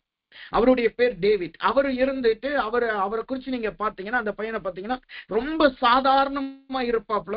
மற்ற பசங்கள்லாம் நீங்க பார்க்கும் பொழுது, மற்ற ஸ்டாஃப் எல்லாம் பார்க்கும்போது நிறைய பெர்ஃப்யூம் அடிச்சுட்டு அடிக்கடி நல்ல ட்ரெஸ்ஸிங் சென்ஸ் எல்லாம் நீங்க பாத்தீங்கன்னா ரொம்ப வித்தியாசமா இருக்கும். ஆனா இந்த பையனை பாத்தீங்கன்னா சாதாரண ட்ரெஸ், நார்மல் ட்ரெஸ் போட்டிருப்பாப்புல, நார்மல் ஷார்ட்ஸ் பேண்ட் தான் போட்டிருப்பாப்புல. படுக்கும் போதும் பாத்தீங்கன்னா இவர் சாதாரணமா இருக்கிறத பார்த்துட்டு நல்ல மற்ற பிள்ளைங்க, மற்ற பசங்க, அங்க இருக்கிற ஸ்டாஃப் எல்லாம் அவரை வித்தியாசமா நடத்த ஆரம்பிச்சாங்க. அவன் வைத்திருக்கிற தலைவாணியை பிடுங்கிட்டு இன்னொரு ஸ்டாஃபை அடுத்து வச்சுக்குவாப்புல. கேட்டா, எனக்கு 2 தலைவாணி வேணும், உனக்கெல்லாம் எதுக்கு தலைவாணி, நீ ஒரு ஸ்டூடெண்ட்ஸ் ஆனன்னு சொல்லி அவனை தரையில படுக்க வச்சிருவாங்க. பெட்டு கூட கொடுக்கறதுல அங்க தரையில படுக்க வச்சான். ஆனாலும் தரையில மேட்டு போட்டு அவன் பாட்டு நல்லா படுத்துக்குவாப்புல இருந்து. இப்படிதான் அங்க 6 மாசம் அங்க அந்த பையன் இருந்தாப்புல. நாங்க ஃபீல்டு மினிஸ்ட்ரிக்கு போகும் பொழுதும் எங்க கூட என்னோட குரூப்ல தான் அவர் இருந்தாப்புல. அங்கேயும் நிறைய பார்த்துட்டு ரொம்ப சாதுவா, ரொம்ப தாழ்மையா இருப்பாப்புல. அப்படிதான் இருந்தாப்புல. எல்லாரும் நினைச்சது என்னன்னா, இவன்கிட்ட பணம் இருக்காது, இவன் நல்ல வெல்த்தியான ஃபேமிலி கிடையாதுன்னு சொல்லி அப்படிதான் எல்லாரும் நினைத்தாரு. ஆனா ஒரு நாள் வந்தது, நாங்க ஃபீல்டு மினிஸ்ட்ரி எல்லாரும் முடிச்சிட்டு ஒரு இடத்துக்கு போக வேண்டியது இருந்துச்சு. அந்த தூரம் 14 மணி நேரம் டிராவல். 14 மணி நேரம் டிராவலா இருக்கிறதுனால இந்த பையன் சொன்னாப்புல, இடையிலதான் எங்க வீடு இருக்கு, அங்க தங்கிட்டு நம்ம திரும்ப நாளை காலையில நம்ம டிராவல் பண்ணி போவோம்னு சொன்ன உடனே மற்றவங்க எல்லாம் சிரிச்சாங்க. சரி, அவனை ஏளனமா பார்த்துட்டு சரி வா போலாம் தங்கலாம் அப்படின்னு சொல்லிட்டாங்க. அவனும் அவனுடைய தாயாருக்கு கால் பண்ணி சொல்லிட்டாப்ல, இன்னைக்கு நாங்க டீமா வர்றோம், இங்க தங்குறோம்னு சொல்லி. அங்க போய் தங்குற வீட நீங்க போய் பாத்தீங்கன்னா, போகும்போது அந்த ரோடு நல்லா தான் போய்கிட்டு இருந்துச்சு. திடீர்னு பார்த்தா ஒரு கேம்பஸ் மாதிரி, ஒரு பெரிய பெரிய கோட்டச்சுவர்களால் மூடப்பட்ட ஒரு கேம்பஸ் மாதிரி ஒரு இடம் வந்துச்சு. அதுக்குள்ள போகும்பொழுது அந்த பையன் சொன்னா, என்னோட பேர் இதுதான் சொல்லி அவன் பேரை சொன்ன உடனே அங்க இருக்கிற செக்யூரிட்டி சல்யூட் அடித்தாங்க. அடிச்சு அந்த கார், நாங்க போன கார் அப்படியே உள்ள போய் பார்த்தா அவனுடைய வீடு பாத்தீங்கன்னா 3-4 மாடி ஹைட் உள்ள பிரம்மாண்டமான வீடு. தரைகள்லாம் சிமெண்ட்லயோ டைல்ஸ்லயோ போடப்படல, ஃபுல் அண்ட் ஃபுல் வுட்ல, அதுவும் தேக்கல. தரைகள்லாம் ஃபுல் அண்ட் ஃபுல் வுட்லயே செய்யப்பட்டது. வீட்டுக்குள்ளேயே ஜிம் வைத்திருக்கிறாப்புல, வீட்டுக்குள்ளேயே பிளே ஏரியா, ஸ்போர்ட்ஸ் ஏரியா இருக்கு. அந்த வீட்டுக்குள்ளேயே பின்னாடி எல்லாம் பாத்தீங்கன்னா பெரிய கார்டன் இருக்கு. அதுக்கப்புறம் தான் அந்த பையனை குறிச்சு அவர் தாயான இடத்துல விசாரிக்கும் போது சொல்றாங்க, அவர் தகப்பன் பாத்தீங்கன்னா ஒரு பெரிய தொழிலதிபர். தாயார் அவர்களுக்கென்று ஒரு ஸ்டீல் கம்பெனியே வச்சிருக்கிறாப்புல. இவர்களுக்கென்று அந்த குடும்பத்திலிருந்து வந்தவன் தான் இந்த பையன். இவ்வளோ ஆஸ்தியும் அந்தஸ்தும் இவ்வளவு பொருட்கள் இருந்தாலும் அவனுடைய ரூம் எல்லாம் நீங்க பாத்தீங்கன்னா, அந்த ரூம்ல தான் நானும் ஷைனி குழந்தை தங்கி இருந்தோம். அந்த ரூம்ல நீங்க பாத்தீங்கன்னா ஒரு பெட் இருக்கும், பெட்டுக்கு பக்கத்துல ஒரு ரீக்ளைனர் சோஃபா இருக்கும். அந்த சோஃபாவை நீங்க ஸ்ட்ரெச் பண்ணா படுத்துக்கிற மாதிரி இருக்கும். அதுல இருந்து மேல பாத்தீங்கன்னா அது ஃபுல் அண்ட் ஃபுல் கிளாஸ்ல இருக்கும். காரணம் என்னன்னா, நைட் டைம் ஸ்டார்ஸை பாக்குறதுக்கு ஒரு ரிமோட் அமௌண்ட் அந்த கிளாஸ் அப்படியே ஓப்பன் ஆகும், ஸ்டார்ஸை பாக்குறதுக்கு. கான்கிரீட்னால அந்த வீடு மூடி இருக்காது, அவன் இந்த ஒரு பகுதி மட்டும். அவ்வளவு பிரம்மாண்டமான ஹவுஸ். அதை பார்த்த உடனே யாரெல்லாம் சிரிச்சுக்கிட்டு அவன் தலைவாணியை பிடிங்கிட்டு அவன் ஏளனமா பேசுனாங்களோ அவர்கள் எல்லாமே அப்படியே வாயை அடைத்து போயிட்டாங்க. அதுக்கப்புறம் அவங்களுடைய ஆக்டிவிட்டிஸ், அவனோட பேசுற விதங்கள்லாம் நீங்க பாத்தீங்கன்னா அப்படியே மாறிடுச்சு. அதுக்கப்புறம் ஸ்டாஃப்ஸ் பேசுகிற விதங்கள், அங்க இருக்கிற ஜனங்கள், பசங்க பொண்ணுங்க பேசுற விதங்கள்லாம் பாத்தீங்கன்னா அப்படியே கம்ப்ளீட்டா மாறிடுச்சு. இது ஒரு காரியம். இரண்டாவதாய் ஒரு காரியத்தை பார்க்கும் பொழுது ரீசெண்டா நான் பார்த்தது என்னன்னா, ஒரு பிச்சைக்காரனை போல இருக்கிற ஒரு மனுஷன் சொல்றாரு, இந்த கிளாஸ் தான் கம்பெனி கிளாஸ்ன்னு சொல்றாரு. அவப்ப அங்க கூட இருக்கிற ஒரு மனுஷன் கேட்கிறப்பல, எப்படி நீங்க சொல்ல போச்சு இது காஸ்ட்லியான கம்பெனி கிளாஸ், மத்த கிளாஸ்ல டூப்ளிகேட் எப்படி சொல்ல? அப்ப அவர் சொல்ற இங்கிலீஷ்ல பேசுறாப்ல, நான் ஏற்கனவே இதை நான் பயன்படுத்துங்க. யார் சொல்றா? பிச்சைக்காரனை போல அலங்கோலமா இருக்கிற மனுஷன், ஒரு காலத்துல ஆசியும் அந்தஸ்துமா இருந்த மனுஷன். இதை எதற்காக நான் சொல்லுகிறேன்? நாம் ஒரு காலமும் முகதாட்சியை பார்க்கிறவர்களாய் இருக்கக்கூடாது. கந்தலாடை உள்ளவனை வேறு விதமாகவும், பொன் வஸ்திரங்களை தரிக்கிறவனும் மினுக்குள்ள வஸ்திரங்களை தரிக்கிறவர்களும் வேறு விதமாய் பார்க்கிறவர்களாய் நாம் காணப்படக்கூடாது. இன்றைக்கு உலகம் அப்படிதான் சென்று கொண்டிருக்கிறது. ஏன் கிறிஸ்தவ ஜீவியமும் அநேகர் அப்படிதான் சென்று கொண்டிருக்கார்கள். ஆனால் இன்றைக்கு கர்த்தர் சொல்லுகிறார், அந்த காரியத்திலே நாம் சீர்பட வேண்டியது அவசியமாய் இருக்கிறது. அதிலே நாம் சீர்பொருந்தினவர்களாய் இருக்கணும். இதனாலதான் கர்த்தர் சொல்றார், உங்கள் வழிகளிலும் உங்கள் கிரியைகளிலும் நீங்கள் சீர்பட வேண்டியது அவசியமாய் இருக்கிறது. அப்படி சீர்பட்டவர்களுக்குத்தான் கர்த்தர் இந்த சதா காலமும் குடியிருக்க பண்ணுகிற கிருபையை கொடுக்கிறார். அப்ப இன்றைக்கு தேவ சமூகத்துல வந்திருக்கலாம். இதுவரைக்கும் நம்ம வித்தியாசம் பார்க்கிறவர்களாய், ஒரு மனுஷனுடைய தோற்றத்தை பார்த்து, ஒரு மனுஷனுடைய குடும்ப வாழ்க்கையை பார்த்து நாம் நியாயம் தீர்க்கிறவர்களாய் இருந்தோம் என்றால் அதிலிருந்து நாம் விலகி இருப்போமாக. அந்த அநியாயத்தின் வழக்கிலிருந்து நம்முடைய கைகளை நாம் விலக்கி இருப்போமாக. பொன் வஸ்திரமும் மினுக்குள்ள ஆடையும் சரி, கந்தல் ஆடையுள்ள மனுஷனே சரி, ரெண்டு பேரையும் ஒரே விதமாய் அணுகுங்கள். ஏனென்றால் அதே யாக்கோபின் புஸ்தகம் அடுத்த வார்த்தை பின்பகுதி வசனம் சொல்லுது பாருங்க. 5வது வசனம் சொல்லுது, என் பிரியமா, யாக்கோபு 2:5 சொல்லுது, என் பிரியமான சகோதரரை கேளுங்கள், தேவன் இவ்வுலகத்தில் தரித்திரரை விசுவாசத்தில் ஐஸ்வர்யவான்களும் தம்மிடத்தில் அன்பு கூறுவர்களுக்கு தம் வாக்குத்தத்தம் பண்ணின ராஜ்யத்தை சுதந்திரித்துக் கொள்ளுகிறாவும் தெரிந்து கொள்ளவில்லையா? அவர்கள் உலகத்தின் பார்வையிலே அவர்கள் கந்தலாடை உள்ளவர்கள் தான். ஆனா அவர்கள் விசுவாசத்திலே ஐஸ்வர்யவான்கள். அவர்கள் தேவனுடைய பார்வையிலே ஐஸ்வர்யவான்கள். அவர்களை புறக்கணிப்பது தேவனை புறக்கணிக்கிறதுக்கு ஏதுவானது. இதுக்கு இன்னும் உதாரணத்தை சொல்ல போனா எல்லாருக்கும் தெரிஞ்ச ஐஸ்வர்யவான் லாசருவின் வாழ்க்கை. இன்றைக்கு தேவ சமூகத்துல வந்திருக்க நாம் அதிலே நாம் மிகவும் கவனமாயிருப்போமாக. நம்முடைய வழிகளையும் கிரியைகளையும் நாம் சீர்படுத்துவோமாக. இனிமேல் யாரையும் முகதாட்சணையை பார்க்காதீங்க. எந்த பெரியவருக்காகவும் அவர் முகத்துக்கும் நீங்க அஞ்ச வேண்டியது அவசியம் இல்லை. நியாயத்தை நியாயமாய் அணுகுங்கள். நியாயத்தை நியாயமாய் செயல்படுத்துங்கள். முகதாட்சிணியம் வாங்கியோ, பரிதானம் வாங்கியோ, லஞ்சம் வாங்கியோ, பொருட்களுக்காகவோ பொலிச்சுக்காகவோ யாருடைய நியாயத்தையும் நீங்கள் நியாயம் தீர்க்காதவர்களாய், வழக்கை சீர்படுத்தாமல் அநியாய வழக்காய் நீங்கள் மாற்றாதீர்கள். அதில் ரொம்ப கவனமாய் இருக்க வேண்டியது அவசியமா இருக்கு. அப்படி இருக்கிற தேவ பிள்ளைகளுக்குத்தான் தேவன் என்ன செய்கிறார்? அவர் குடியிருக்க பண்ணுகிறவராய் காணப்படுகிறார். முதலாவதாக நாம் பார்த்தோம், வழக்கை நியாயமாய் தீர்க்கிறவர்களுக்கு தேவன் குடியிருப்பை கொடுக்கிறார். இரண்டாவதாக யாருக்கு தேவன் குடியிருப்பை கொடுக்கிறார்? வசனம் சொல்லுகிறது, அதே எரேமியாவின் புஸ்தகம் 7வது அதிகாரம் 6வது வசனம் இப்படி சொல்லுகிறது. அந்த வார்த்தையை சொல்லுது பாருங்க, பரதேசியையும் திக்கற்றவனையும் விதவையையும் ஒடுக்காமலும். பரதேசியையும் திக்கற்றவனையும் விதவையும் ஒடுக்காமலும். இரண்டாவதாக நம்முடைய கிரியைகளும் வழிகளும் எதிலே சீர்பட வேண்டும்? ஒரு மனுஷனை ஒடுக்குகிற அனுபவத்திலிருந்து நாம் சீர்பட வேண்டும். யாரை ஒடுக்காதவர்களாய் நாம் காணப்படணுமா? அந்த வார்த்தையை தெளிவாய் சொல்லுகிறது. 3 கூட்டத்தாரை சொல்லுகிறது. யார் யார்? பரதேசி, 2வது திக்கற்றவன், 3வது விதவை. பரதேசி என்றால் யார்? பரதேசி என்பதற்கான அர்த்தம் என்ன? ஆதியாகமத்தின் புஸ்தகம் 23:4 சொல்லுகிறது, அந்நியனும் பரதேசியுமாய் நான் இருக்கிறேன். பரதேசி என்றால் யார்? அவன் ஒரு அந்நியன்.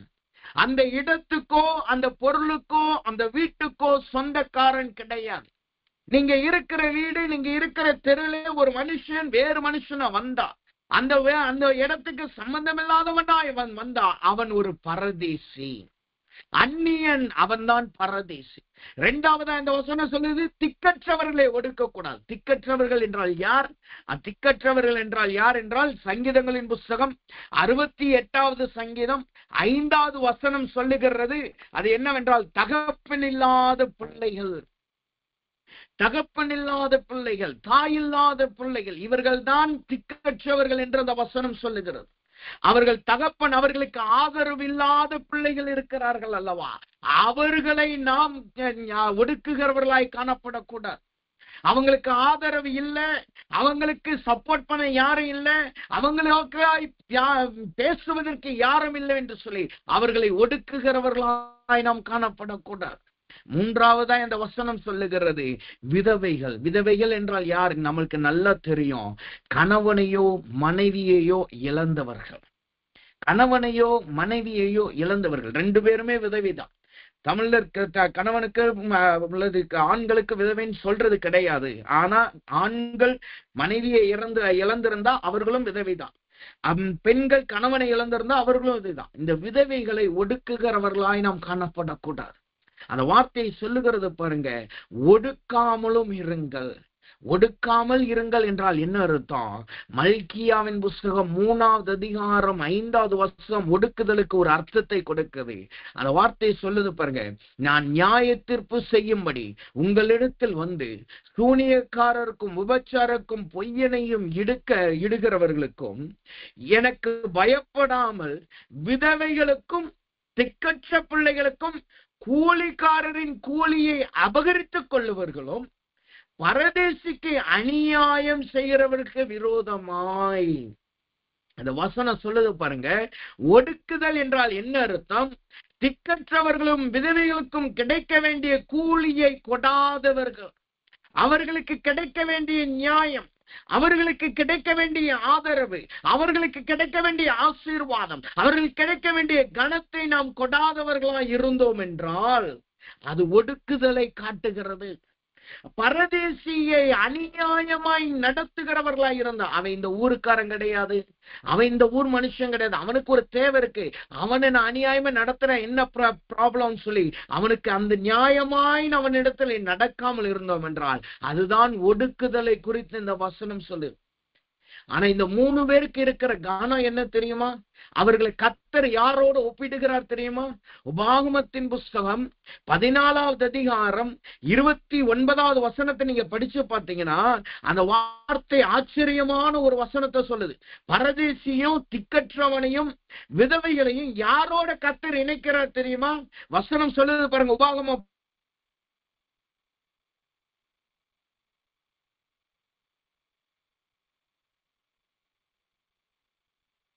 பரதேசியும் திக்கற்றவனும் விதவையும் வந்து புசிக்க திருப்தி அடையத்தக்கவர்களாக.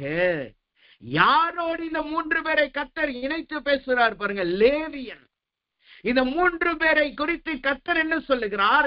எப்படி லேவியன் வேறு பிரிக்கப்பட்டவனும் தெரிந்து கொள்ளப்பட்டவனுமாய் இருக்கிறானோ அதே போல இந்த பிள்ளைகளுக்காக, திக்கற்றவர்களுக்காக, பரதேசிகளுக்காக, விதவைகளுக்காக நான் இறங்கி வருகிற கர்த்தராயிருக்கிறேன். எப்படி லேவியன் என்னிடத்திலே பங்கு பெற்றுக் கொள்ளுகிறானோ அதே போல் திக்கற்றவர்களும் பரதேசிகளும் விதவைகளும் என்னுடைய பங்கை அவர்கள் அனுபவிக்கிறவர்களாய் காணப்படுகிறார்கள். யோசிச்சு பாருங்க, கர்த்தர் யாரோடு யாரை இணைக்கிறார் பாருங்க. பரதேசிகளும் திக்கற்றவர்களும் விதவைகள், அவர்கள் யார்? நம்முடைய பார்வையில் அற்பமானவர்கள். அவன் பஞ்சம் பழைக்க வந்த மனுஷன் பாஸ்டர், அவன் பஞ்சம் பழைக்க வந்த ஜனங்கள். அவனிடத்துல நம்ம கடினமா வேலை வாங்கிட்டு கம்மியான சம்பளம் கொடுக்கலாம், அல்லது இவனுக்கு தகப்பன் கிடையாது, அவனிடத்துல அவனுடைய கூலியை நம்ம பாதியா குறைச்சு கொடுத்துடலாம், அல்லது இவன் ஒரு விதவை, அவர்களுக்கு ஆதரவு கிடையாது என்று சொல்லி அவர்களை குறித்து நாம் ஏளனமா எண்ணுகிறோம் அல்லவா? அவர்களை கர்த்தர் யாரோடு இணைத்து பேசுகிறார்? அவர்கள் யாருக்கு இணையானவர்கள்? லேவியனுக்கு இணையானவர்கள். லேவியன் தேவனுடைய சுதந்திரம், தேவனுடைய சுதந்திரத்தின் பங்காளன் லேவியன். அப்ப இந்த பரதேசிகளும் திக்கற்றவர்களும் விதவைகளும் தேவனுடைய பங்காளர்களாயிருக்கிறார்கள். அவர்கள் தேவனோடு பார்ட்னர்ஷிப் வச்சிருக்கிறாங்க. அப்படின்னா என்ன அர்த்தம்? இவர்களுக்கு ஒரு அநியாயம் நடந்தா கர்த்தர் தூதனெல்லாம் அனுப்ப மாட்டாரு, அவரே இறங்கி வருவார். அவரே இறங்கி வருவார். ஒரு ராஜா சொன்னா லேவியன் தான் தூபம் காட்டணுமான்னு சொல்லி அவன் தூபத்தை எடுத்தான். உடனே வந்துச்சு, அவனுக்கு ஒரு வெண் குஷ்டம் அவனை பிடித்தது. அவன் நெற்றியிலே குஷ்டம் வந்தது. காரணம் என்ன? கர்த்தர் உடனே அவனுக்கு ஒரு நியாய தீர்ப்பை கொடுத்தார். பரதேசிக்கும் திக்கற்றவர்களுக்கும் விதவைக்கும் விரோதமா எழும்புகிற எல்லாருக்கும் கர்த்தர் உடனே நியாயத்தை கொண்டு வருகிறார். அதனாலதான் கர்த்தர் சொல்லுகிறார், அவர்களை நீங்கள் அறிந்தோ அறியாமலோ ஒரு காலம் ஒடுக்கி விடாதீர்கள். அவர்களை குறித்து மிகவும் ஜாக்கிரதையாயிருங்கள். அவர்கள் என்னுடைய பங்கை அனுபவிக்கிறவர்கள். அவர்களும் என்னுடைய பங்கை அனுபவிக்கிறவர்கள். அதை எந்த வசனம் உறுதிப்படுத்துது? அதுக்கு முந்தின வசனம் உறுதிப்படுத்துது பாருங்க. உபாகமம் 14:28 சொல்லுது பாருங்க. 3ஆம் வருஷத்தில் முடிவிலே இவ்வருஷத்தில் உள்ள உனக்கு வந்த பலன் எல்லாவற்றிலும் தசம பாகத்தை பிரித்து உன் வாசலில் வைக்க கடவாயாக. ஆசாரியனுக்கு ஊழியக்காரனுக்கு கொடுக்கிறது மாத்திரம் தசமமாகும் அல்ல, ஏழைகளுக்கும் திக்கற்றவர்களுக்கும் பரதேசிகளுக்கும் விதவைகளுக்கும் நீங்கள் உதவி செய்கிறீர்களவா, அதையும் கர்த்தர் தசமபாகமாகத்தான் அங்கீகரிக்கிறார். அப்ப இன்றைக்கு தேவ சமூகத்துல வந்திருக்கிற நம் சபைகளுக்கும் ஆலயத்திற்கு கொடுக்கிற தசமபாகத்தோடு நாம் நிறுத்திவிடக்கூடாது. அதை தேவனால் பிரியமாய் இருக்கிற, தேவனால் அங்கீகரிக்கப்பட்ட ஏழைகளுக்கும் பரதேசிகளுக்கும் இல்லாதவர்களுக்கும் திக்கற்றவர்களுக்கும் நாம் உதவி செய்கிறவர்களாய் நாம் காணப்படுவோமாக. அதை கர்த்தருடைய பங்காய் அவர் அங்கீகரித்துக் கொள்ளுகிறார். நமக்கு எல்லாருக்கும் தெரியும், ஒரு ராஜா சொன்னா, நான் பசியா இருந்தேன் எனக்கு ஆகாரம் கொடுக்கல. இயேசுவே சொன்னார், நான் பசியா இருந்தேன் எனக்கு ஆகாரம் கொடுக்கல. அப்ப கேட்கிறாங்க, எங்க ஆண்டவரே, நீர் எப்பொழுது பசியா இருந்து, நீர் எப்போ தூங்க இடம்லாம் இருந்து? அப்ப அவர் சொல்றாரு, இந்த எளியவனுக்கு எதை செய்தீர்களோ அதையே எனக்கு செய்தீர்கள். அப்ப இன்றைக்கு தேவ சமூகத்துல வந்திருக்கலாம், அதிலே நம்முடைய கிரியைகள் வழிகள் சீர்படட்டும். அப்படிப்பட்ட பரதேசிகளையும் விசாரிக்கிறதிலே, திக்கற்றவர்களை விசாரிக்கிறதிலே, விதவைகளை விசாரிக்கிறதிலே நம்முடைய ஜீவியம் தீர்ப்படுவதாய் இருக்க வேண்டும். நம்முடைய வாழ்க்கை சீர்படுகிறதாய் காணப்பட வேண்டும். அவர்களுடைய பங்கை நாம் ஒரு காலமும் எடுத்துக் கொள்ளக்கூடாது. அவர்களுடைய கூலியை நாம் ஒரு காலமும் பங்கிட்டுக் கொள்ளக்கூடாது. அது கர்த்தர் அவர்களுக்காய் கொடுக்கிறது, நாம் கொடுக்கிறது அல்ல, கர்த்தர் அவர்களுக்காய் கொடுக்கிறார். அதனால் அதிலே நாம் சீர்பட்டவர்களாய் காணப்படுவோமாக. அப்ப முதலாவதாக வழக்கை நியாயமாய் தீர்க்கிறதிலே சீர்பட வேண்டும். இரண்டாவதாக ஒடுக்கப்படுகிற அனுபவத்திற்குள்ளாய் நாம் ஒடுக்குகிற அனுபவத்திற்குள்ளாய் நாம் கடந்து கொள்ளக்கூடாது. மூன்றாவதாக யாருடைய கிரியைகளையும் வழிகளையும் கர்த்தர் சீர்பட்டதா அங்கீகரிக்கிறாராம். வசனம் சொல்லுது, எரேமியாவின் புஸ்தகம் 7வது அதிகாரம் 6வது வசனத்தை நாம் வாசித்து பார்த்தோம் என்றால் அந்த வார்த்தை சொல்லுகிறது, பரதேசியும் திக்கற்றவனின் விதவையும் ஒடுக்காமலும் குற்றமில்லாத இரத்தத்தை இந்த ஸ்தலத்திலே சிந்தாமலும். மூன்றாவது, யாரை கர்த்தர் யாருடைய வழியை சீர்படுத்த சொல்லுகிறார் அல்லது யாருக்கு தேவன் குடியிருப்பை கொடுக்கிறார், யாருடைய வழி ஸ்தலத்திலே ரத்தம் சிந்தப்படாமல் இருக்கிறதோ அவர்களுக்கு கர்த்தர் ஒரு குடியிருப்பை கொடுக்கிறார். அவர்களுக்கு கர்த்தர் ஒரு குடியிருப்பை, வாசஸ்தலத்தை, விருத்தியை கர்த்தர் கொடுக்கிறார். அப்ப ரத்தம் சிந்தாத அனுபவம் என்பது என்ன? வசனம் இப்படியா சொல்லுகிறது. ஆதியாகமத்தின் புஸ்தகம் 4வது அதிகாரம் 6வது வசனத்தை நீங்க படிச்சு பார்த்தீங்கன்னா அங்க வசனம் சொல்லுது, கர்த்தர் காயினை நோக்கி, உனக்கு எரிச்சல் உண்டாயிற்று, உன் முகநாடி வேறுபட்டது. ரத்தம் சிந்தாத அனுபவம் என்பது என்னன்னா, ரத்தம் சிந்துகிற அனுபவத்தை குறிச்சு நீங்க படிக்கும் போது உடனே நம்ம என்ன நினைக்கிறோம், உண்மையான சரீரத்தில் இருக்க ரத்தத்தை சிந்துகிறதை குறித்து நம்ம நினைக்கிறோம். ஆனா இங்க அதனுடைய அர்த்தத்தை கர்த்தர் சொல்லல. ரத்தம் சிந்துகிற அனுபவம் என்பது என்னவா, அங்க வசனம் சொல்லுது பாருங்க. காயினை குறிச்சு தேவனை சொல்றாரு, நீ எரிச்சல் உண்டானவனாய் மாறினாய், உன் முகநாடி மாறி போயிருச்சு.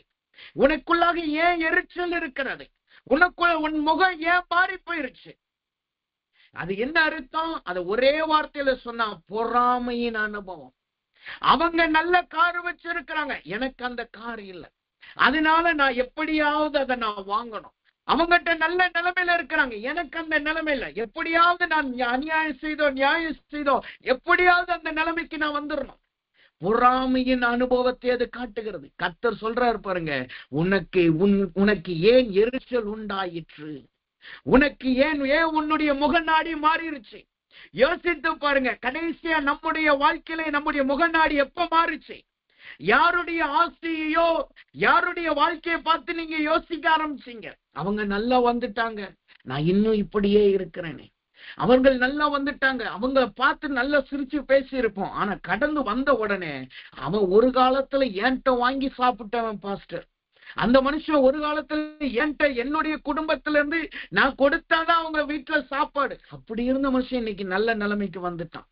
அத ரெண்டு விதத்துல நம்ம சொல்லலாம். ஒண்ணு, கர்த்தர் அவர்களை உயர்த்தும்படி என்னை ஆசீர்வதித்திருக்கிறான்னு சொல்லலாம், அது சந்தோஷத்தின் வார்த்தை. ஆனா என்கிட்ட இப்படி இருந்த மனுஷன் இப்படி வந்துட்டான்னு சொல்லி நீங்க இழுத்து பேசுனீங்கன்னா அது உங்களுக்குள்ளா இருக்கிற பெருமையும் பொறாமையின் அனுபவத்தை காட்டுகிறது. கர்த்தர் சொல்லுகிறார், நம்முடைய வாழ்க்கையில பொறாமையின் கிரியை, பொறாமையின் குணாதிசயம் இருக்கும் என்றால் நாம் ரத்தம் சிந்துகிறவர்களாய் காணப்படுகிறோம். நாம் ரத்தம் சிந்துகிறவர்களாய் நாம் காணப்படுகிறோம். அந்த வார்த்தையை தெளிவாய் சொல்லுது பாருங்க, ரத்தம் சிந்தாமலும் இருங்கள். அது எங்க ரத்தம் சிந்தக்கூடாது, அதுதான் ரொம்ப முக்கியம். இந்த ஸ்தலத்திலே ரத்தம் சிந்தாமல் என்ன அர்த்தம்? உங்க வாழ்க்கை ரத்தம் சிந்தாத வாழ்க்கையா இருக்கணும். நீங்கள் குற்றமில்லாதவர்களுடைய ரத்தத்தை ஒரு காலம் சிந்திடக்கூடாது. அதுல ரொம்ப ஜாக்கிரதையா இருக்கணும். அவங்க உங்களை அடிச்சு முன்னேறல, அவங்க உங்கள்கிட்ட இருந்து கொள்ளையடிச்சு முன்னேறல. அவர்களுக்கு ஏதோ கர்த்தர் ஒரு ஆசீர்வாதத்தை கொடுத்திருக்கிறாரு, ஏதோ அவர்களுடைய பிரயாசத்தினால் அவர்கள் முன்னேறி இருக்கிறாங்க. அதை பார்த்து ஏன் நமக்குள் எரிச்சல் வருகிறது? அதை பார்த்து ஏன் நம்முடைய முகம் மாறணும்? அப்படி உங்களுக்கு யோசனை இருக்கா? என்னை விட அவங்க வளர்ந்துட்டாங்க, ஒரு காலத்துல இப்படி இருந்தாங்க, இன்னைக்கு நல்லா வளர்ந்துட்டாங்கன்னு உங்களுக்கு என்ன வருதா? போய் முழங்கால் போடுவோம். முழங்கால் போட்டு கர்த்தர்ட்ட கேளுங்க, ஆண்டவரே எனக்கும் ஒரு ஆசீர்வாதத்தை கொடுங்க, என்னுடைய வாழ்க்கையை உயர்த்துங்க. ஆனா அதே நேரத்துல அவன் உயர்ந்துட்டா அதனால் நான் உயரணும் என்று ஜெபிக்கிறவர்களாய் நாம் காணப்படக்கூடாது. அதனாலதான் இயேசு சொன்னாரு, 2 பேர் ஜெபாலயத்துக்கு வர்றாங்க. ஒருத்தன் சொல்றான், ஆண்டவரே நான் இந்த பப்ளிக்கனை போல பரிசேயனை போல நான் இல்ல, நான் எப்போது உபவாசம் பண்றேன், நான் நல்லா ஜெபிக்கிறேன், நான் பரிசுத்தமானை போல இருக்கிறேன்னு சொல்றான். ஆனா கர்த்தர் என்ன சொன்னாரு? யாருடைய ஜெபம் அங்கீகரிக்கப்பட்டுச்சு? அந்த பப்ளிக்கன், அந்த பரிசேயனுடைய ஜெபம் தான் அங்கீகரிக்கப்பட்டது. இந்த மனுஷனுடைய ஜெபம் அங்கீகரிக்கப்படல. இன்னைக்கு கர்த்தர் சொல்லுகிறார், இந்த காரியத்திலே நாம் கவனமா இருக்கணும். ஏன் இதை சீர்படுத்தணும்னு சொல்றது தெரியுமா? இது ஒரு அந்தரங்க பாவம். இது ஒரு அந்தரங்க பாவம். உங்க பக்கத்துல இருக்கிறவங்களுக்கு நீங்க பொறாமப்படுற சில நேரம் தெரியாது. ஏமா பக்கத்துல இருக்கிறவங்க நம்மளை பார்த்து சொல்லுவாங்க, நீங்க யாரை குறிச்சும் பொறாமப்படுறது இல்ல, யாரை குறிச்சும் நீங்க இழிவா பேசுறதுன்னு சொல்லுவாங்க. ஆனா நம்முடைய இருதயத்துல நமக்கும் கர்த்தருக்கு தான் தெரியும். நம்முடைய இருதயத்துல ஒரு எண்ணம் ஓடிக்கிட்டு இருக்கோம். அப்படியா? ஆனா நம்முடைய இருதயம் என்ன ஓடிக்கிட்டு இருக்கோம்? தாறுமாறான எண்ணத்துல ஓடிக்கிட்டு இருக்கோம். அதைத்தான் கர்த்தர் என்ன சொல்லுகிறார்? ரத்தம் சிந்துகிற அனுபவத்தை காட்டுகிறது. ரத்தம் சிந்துகிற அனுபவத்தை காட்டுகிறதா இருக்கிறது. அப்ப தேவ சமூகத்துல வந்திருக்க நாம் அந்த ரத்தம் சிந்துகிற அனுபவத்தை விட்டு விலகி இருக்கிறவர்களாய் நாம் காணப்படுவோமாக. அப்படிப்பட்ட அனுபவத்தை விட்டு நாம் மிகவும் ஜாக்கிரதையாய் நாம் விலகி இருக்கிறவர்களாய் காணப்படுவோமாக. ஏனென்றால் வசனம் சொல்லுகிறது, இந்த ரத்தம் சிந்துதல் நம்முடைய சரீரத்துல எங்க இருக்கு தெரியுமா? அந்த வசனம் சொல்லுது பாருங்க, உன் ஆடையின் ஓரத்திலே நான் கண்டேன். உன்னுடைய ஆடையின் ஓரத்திலே நான் கண்டேன். நான் உன் சரீரம் முழுக்க அந்த ரத்தம் இல்லை. குற்றம் இல்லாதவனுடைய ரத்தம் உன்னுடைய கைகளில் இல்லை, உன் கால்களில கிடையாது. நீ கையினாலோ கால்களினாலோ அதை செய்யல, உன் ஆடையின் ஓரத்துல நான் பார்க்கிறேன். என்ன அர்த்தம்? அது ஏதோ ஒரு கார்னர்ல இருக்கு. அதுவும் கூட அதுலயும் நாம் சீர்பட வேண்டியது அவசியமா இருக்கு. அந்த அழுக்கு வஸ்திரத்தை நாம் கல்லட்டி போட வேண்டியது அவசியமா இருக்கு. அப்ப இன்றைக்கு கர்த்தர் சமூகத்துல வந்திருக்க நாம் நம்மளை சோதித்து பாருங்க, உங்களுடைய ஜீவியத்தை சோதித்து பாருங்க. ஆண்டவரே, எனக்குள்ளாய் இந்த ரத்தம் சிந்துகிற அனுபவம் இருக்கிறதா? குற்றமில்லாதவர்களுடைய ரத்தத்தை நான் சிந்துகிறவனாய் காணப்படுகிறேனா? குற்றமில்லாதவர்களுடைய ரத்தத்தை நான் சிந்தி பொறாமைப்படுகிறவனாய் இருக்கிறேனா? காயினை போல எரிச்சலுடையவனாய், காயினை போல முகம் மாறினவனாய் காணப்படுகிறேனா? இதுல இருந்து நம்ம தப்பிக்கலன்னா என்ன நடக்கும் தெரியுமா? இதை இன்னைக்கு நம்ம கடிந்து கொள்ளல என்ன நடக்கும் தெரியுமா? முதலாவது காயினுடைய முகம் மாறுச்சு. அவன் எரிச்சல் அடைந்தான். அவன் இருதயம் எரிச்சல் அடைய ஆரம்பிச்சிச்சு. ரெண்டாவது முகம் மாறுச்சு. அதை அவன் கடிந்து கொள்ளாம அதுல இருந்து தப்பிக்காததுனால, அதை எதிர்த்து நிக்காதனால என்ன மாறுச்சுன்னா, சொந்த சகோதரனையே அவன் கொலை செய்கிறவனாய் மாறினான். சொந்த சகோதரனை அவன் கொலை செய்கிறான். கொலை செய்கிறதுன்னு லிட்ரலா யாரையோ கத்திய வச்சு குத்துறது, வார்த்தையினால நம்ம கொலை செய்வோம். வார்த்தையினால் அவர்களை குற்றூர்களும் குலையூர்களாய் நாம் மாற்றி போடுவோம். நம்முடைய வார்த்தை அப்படியே வேதனையின் வார்த்தையா மாறும். அது எப்ப மாறும்? முதலாவது எரிச்சல், இரண்டாவது முகநாடி, மூணாவது தான் நம்முடைய வார்த்தை கொலை செய்கிறதாய் மாறுது. அந்த நிலைமைக்கு நாம் ஒரு காலமும் கடந்து போயிடக்கூடாது. இப்ப கர்த்தர்ட்ட கேளுங்க, ஆண்டவரே, நான் முக எரிச்சல் உள்ளவனாய் மாறிடக்கூடாது. நான் குற்றமில்லாதவர்களுடைய ரத்தத்தை நான் சிந்திடக்கூடாது. என் ஆடையின் ஓரம் ரத்தத்தினால் கரைபடக்கூடாது. அதுல நான் ஜாக்கிரதையா இருக்கணும் என்று கேளுங்க. கடைசியாக ஒரே ஒரு வார்த்தை சொல்லுகிறது. கடைசி நம்முடைய கிரிகளும் வலிகளும் எதிலே சீர்பட வேண்டும்? அந்த வார்த்தையை நான் வாசித்து ஜெபிக்கிறேன். அந்த வசனம் சொல்லுது, எசேக்கியேலின் புஸ்தகம், எரேமியாவின் புஸ்தகம் 7வது அதிகாரம் 6வது வசனம் கடைசி பகுதி சொல்லுகிறது, உங்களுக்கு கேடு உண்டாக அந்நிய தேவர்களை பின்பற்றாமல் இருங்கள். அந்நிய தெய்வர்களை பின்பற்றாமல் இருங்கள். இதை விளக்க நேரம் இல்லை, ஆனால் குறிப்பை மாத்திரம் சொல்றேன். அந்நிய தெய்வர்களை பின்பற்றுவதன் உடனே விக்கிரகங்களையும் மற்ற மார்க்கத்தை போய் தேடுகிறது அல்ல. கர்த்தரை விட யாரை நீங்க முதன்மையா வைக்கிறீங்களோ அது எல்லாமே அந்நிய தெய்வம். உங்க பொருள் கர்த்தரை விட மேன்மையா இருக்கா, அதுதான் அந்நிய தெய்வம். அதை எப்படி நாம புரிஞ்சுக்கிறது? இது இல்லாம என்னால வாழ முடியாதுன்னு ஏதாவது நீங்க சொன்னீங்கன்னா அதுதான் நீங்க கர்த்தரை விட மேன்மையாய் வைக்கிறதை காட்டு. என்னால மொபைல் இல்லாம, பொருள் இல்லாம, பொருளாதாரம் இல்லாம, என்னால இவ்வளவு பணம் இல்லாம வாழ முடியாதுன்னு சொல்றீங்களா? அப்ப நீங்க அந்த பணத்தையும் அந்த பொருளையும் அந்த காரியத்தையும் கர்த்தரை விட நீங்கள் மேன்மையாய் வைக்கிறதை காட்டுகிறது. ஆனா வசனம் தேவ பிள்ளைகள் எப்படி இருக்குன்னு சொல்லுதா, நான் எல்லா சூழ்நிலையும் மனரமியமாய் இருக்க கற்றுக்கொண்டேன். எந்த சூழ்நிலை மனரமியமாய் இருக்க கற்றுக்கொண்டேன். அப்படின்னா என்ன அர்த்தம்? என்னுடைய எல்லா கர்த்தரை மாத்திரம் நான் சேமிப்பேன். உங்களுக்கு ஒரு பிரச்சனை வரும்போது மனிதனை நோக்கி நீங்க ஓடுறீங்களா? உங்களுக்கு ஒரு பிரச்சனை வரும்போது கடன் கொடுக்கிறவர்களை நோக்கி நீங்க ஓடுறீங்களா? ஒரு பிரச்சனை வரும்போது ஏதோ ஒரு ஆதாயத்துக்காய் மனுஷர்களை பின்பற்றுகளா இருக்கிறீங்களா? அதையெல்லாம் இன்றைக்கு உதறி போடுங்க. ஒரு பிரச்சனை, ஒரு போராட்டம், கர்த்தர் சமூகத்துல வாங்க. கர்த்தர்கிட்ட முதலாவது செபிங்க. இரண்டாவது அதனுடைய வழிகளை நீங்க பார்த்து கொள்ளுங்க. கர்த்தர் அதற்குரிய வழியை காட்டுவார். யோசுவா அதைத்தான் செய்தான். அவன் சின்ன ஆயு பட்டணத்திலே அவன் தோற்கடிக்கப்பட்ட உடனே அவன் ஜனங்கிட்ட போய் சண்டை போடல. நீங்க சரியா சண்டை போட அதனாலதான் நான் தோத்து போயிட்டேன்.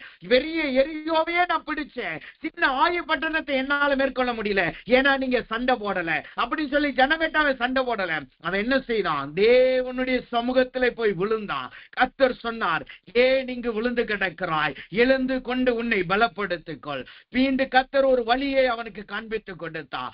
அதே போல கர்த்தர் நமக்கு வழியை கொடுக்க ஆயத்தமாய் இருக்கிறார். நாம் அந்நிய தேவர்களை பின்பற்றவர்களாய் இருப்போமாக, மற்ற மனுஷர்களை பின்பற்றாதவர்களாய் இருப்போமாக, மனுஷர்களின் தயவை நாடி தேவனை விட்டு விலகி ஓடுகிறவர்களாய் காணப்படாதவர்களாய் இருப்போமாக. அப்படி இருந்தோம் என்றால் என்ன செய்கிறார்? கர்த்தர் நம்மளை குடியிருக்க பண்ணுகிறார். இப்ப நம்ம கண்களை மூடுவோம். இன்னைக்கு 4 காரியத்தை கர்த்தர் நம்மளுக்கு விளக்கி இருக்கிறார். முதலாவதாக, வழக்கை நியாயமாய் தீர்க்கதிலே நாம் சீர்பட வேண்டும். இரண்டாவதாக, மற்றவர்களை ஒடுக்குகிற காரியத்திலே நாம் சீர்பட வேண்டும். மூன்றாவதாக, குற்றமற்றவர்களுடைய ரத்தம் சிந்துகிறதிலே நாம் சீர்பட வேண்டும். நான்காவதாக, பின்பற்றுகிறதிலே நாம் சீர்பட வேண்டும். இந்த 4 காரியத்தை இன்றைக்கு கர்த்தர் நம்மளுக்கு விளக்கமாய் விளக்கி காட்டி இருக்கிறார். இப்ப தேவ சமூகத்துல வந்திருக்கிற நாம் நம்முடைய தேவ சமூகத்திலே நம்மளை நிதானித்து பார்ப்போமாக. கர்த்தர்ட்ட கேளுங்க, ஆண்டவரே, என் குடியிருப்புக்கு நான் ஆண்டவரே தடையா இருக்கிறேன். நான் பரதேசியை அலைந்து திரிகிறதுக்கு காரணமாய் இருக்கிறேன். இந்த 4 எதுவா இருந்தாலும் கர்த்தர் எனக்கு வெளிப்படுத்துங்க என்று ஒப்புக்கொடுங்க. கர்த்தர் அவைகளை வெளிப்படுத்துகிறார். நீங்கள் அநியாயமாய் யாரிடத்திலே வரி வாங்கினீர்களா, அல்லது வட்டிக்கு கொடுக்கிறவர்களா இருக்கிறீர்களா, அதை இன்றைக்கு நிறுத்துங்க. மற்றவர்களுக்கு கடன் கொடுக்கலாம், அது கர்த்தருடைய ஆசீர்வாதம். ஆனால் வட்டி வாங்குகிறதோ, பொழிச்சு வாங்குகிறதோ, அல்லது அநியாயத்துக்கு கையை நினைக்கிறதோ, அதை தேவன் வெறுக்கிறவராய் காணப்படுகிறார். அல்லது பரதேசிகளை ஒடுக்கிறவர்களாய் இருந்தோமா, திக்கற்றவர்களை ஒடுக்கிறவர்களாய் காணப்பட்டோமா, விதவைகளை அவலட்சணமாய் எண்ணுகிறவர்களாய் காணப்பட்டோமா, அவர்களை கர்த்தருடைய பங்காய் கர்த்தர் அங்கீகரிக்கிறார். அல்லது நாம் ரத்தம் சிந்துகிறவர்களாய், மற்றவர்களை காரியத்தை குறித்து பொறாமைப்படுகிறவர்களாய் இருந்தோமா, அதையும் கர்த்தர் சீர்படுத்த சொல்லுகிறார். அல்லது கர்த்தரை காட்டிலும் எதையாவது நீங்க மேலோக்கி வச்சிருக்கிறீங்களா? உங்கள் பொருட்கள் அல்லது ஆசீர்வாதங்கள், குடும்பங்கள் அல்லது ஏதாவது ஒரு காரியத்தை கர்த்தரை காட்டிலும் முதன்மையா வச்சிருக்கிறீங்களா? அவைகளை கர்த்தரிடத்தில் ஒப்பு கொண்டுங்க. கர்த்தரை முதன்மையான இடத்துக்கு கொண்டு வாங்க. எல்லாரும் கர்த்தரை சோதிரமாண்டவரே லீதடகந்த நெக்கத்துரவலபோ ஷிரிகதிரக்கத்தரவலவரமாம். ஆண்டவரே, அப்பா உம்முடைய கிருபை இறங்குவதாக. ஆண்டவரே, குடியிருப்புக்கு தடையாயிருக்கிற எல்லா தடைகள் இப்பொழுதே மாறுகிறதுக்காய் ஸ்தோத்திரம். உம்முடைய பிள்ளைகள் விருத்தடைவதற்கு தடையாயிருக்கிற இந்த 4 காரியங்களை கர்த்தர் சீர்படுத்த நம்முடைய கிருபையினால் இடைக்கட்டுவீராக, வழிகளை சீர்படுத்துவீராக. ஆண்டவரே, இவர்கள் கிரியைகளை கர்த்தர் சீர்படுத்துகிறதுக்காய் ஸ்தோத்திரம். ஆண்டவரே, இன்னைக்கு இந்த காரியத்தை கர்த்தர் கட்சி கொடுத்துக்காய் ஸ்தோத்திரம். மினுக்குள்ள வஸ்திர காரணனுக்கு நாங்கள் இடம் கொடுத்து கந்தலாடை உள்ளவனை நாங்கள் விலக்கி இருந்தால் கர்த்தர் மன்னிப்பீராக. வட்டிக்கு கொடுக்கிறது வாங்குகிறது என்றால் கர்த்தர் மன்னிப்பீராக. மற்றவர்களுடைய காரியத்திலே ஆதாய பக்தர்களா இந்த கர்த்தர் மன்னிப்பீராக. ஆண்டவரே, ரத்தம் செலுத்துதல் என்கிற பொறாமையிலே ஈடுபட்டு இருந்தால் கர்த்தர் எங்களை மன்னித்து, ஆண்டவரே, விஸ்தாரம் என்கிற பிள்ளைகளுக்கு நீ கொடுக்கிற நீர் அப்படி செய்யிருக்காய். ஸ்தோத்திரம், ஸ்தோத்திரம், ஸ்தோத்திரம், ஸ்தோத்திரம். பரலோக பிதாவே, துதிக்கிறோம், ஸ்தோத்திரிக்கிறோம். இதனாலும் தேவனுடைய கிருபையும் தயவும் எங்களோடு கொண்டதுக்காய் நன்றி செலுத்துகிறோம். இப்பொழுதும் ஆண்டவரே, நீர் எங்களோடு குடியிருக்க பண்ணுகிறீர் என்கிற வார்த்தையை கொண்டு 2வது நாள் கர்த்தரோடு கர்த்தர் எங்களோடு பேசின வார்த்தைக்காய் நன்றி செலுத்துகிறோம்.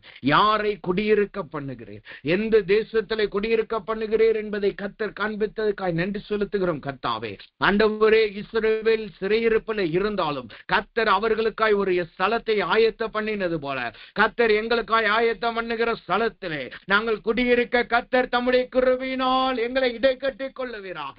எங்கள் வாழ்க்கையிலே வழக்கை நியாயம் தீர்க்கதிலே சீர்பட்டவர்களாய், ஆண்டவரே, ஒடுக்கப்படுகிற அனுபவத்திலே சீர்பட்டவர்களாய், ரத்தம் சிந்துகிற அனுபவத்திலே சீர்பட்டவர்களாய், ஆண்டவரே, எல்லாவற்றுக்கும் மேலாய் உம்மை பின்பற்றுகிறதிலே சீர்பட்டவர்களாய் காணப்பட உம்முடைய பிள்ளைகளை நீர் இன்றைக்கு பலப்படுத்தினக்காய் ஸ்தோத்திரம். ஆண்டவரே, எங்களை ஆராய்ந்து சுட்டி காட்டுவதற்காய் ஸ்தோத்திரம். கர்த்தாவே, இனிமேல் அவைகளிலே ஒழுங்காய் இருக்க எங்கள் கிரியைகளையும் வழிகளையும் சீர்படுத்த கர்த்தர் தம்முடைய கிருபையினால் முடினதுக்காய் நன்றி செலுத்துகிறோம். இந்த கிருபையும் தயவும் கூட இருக்கட்டும்.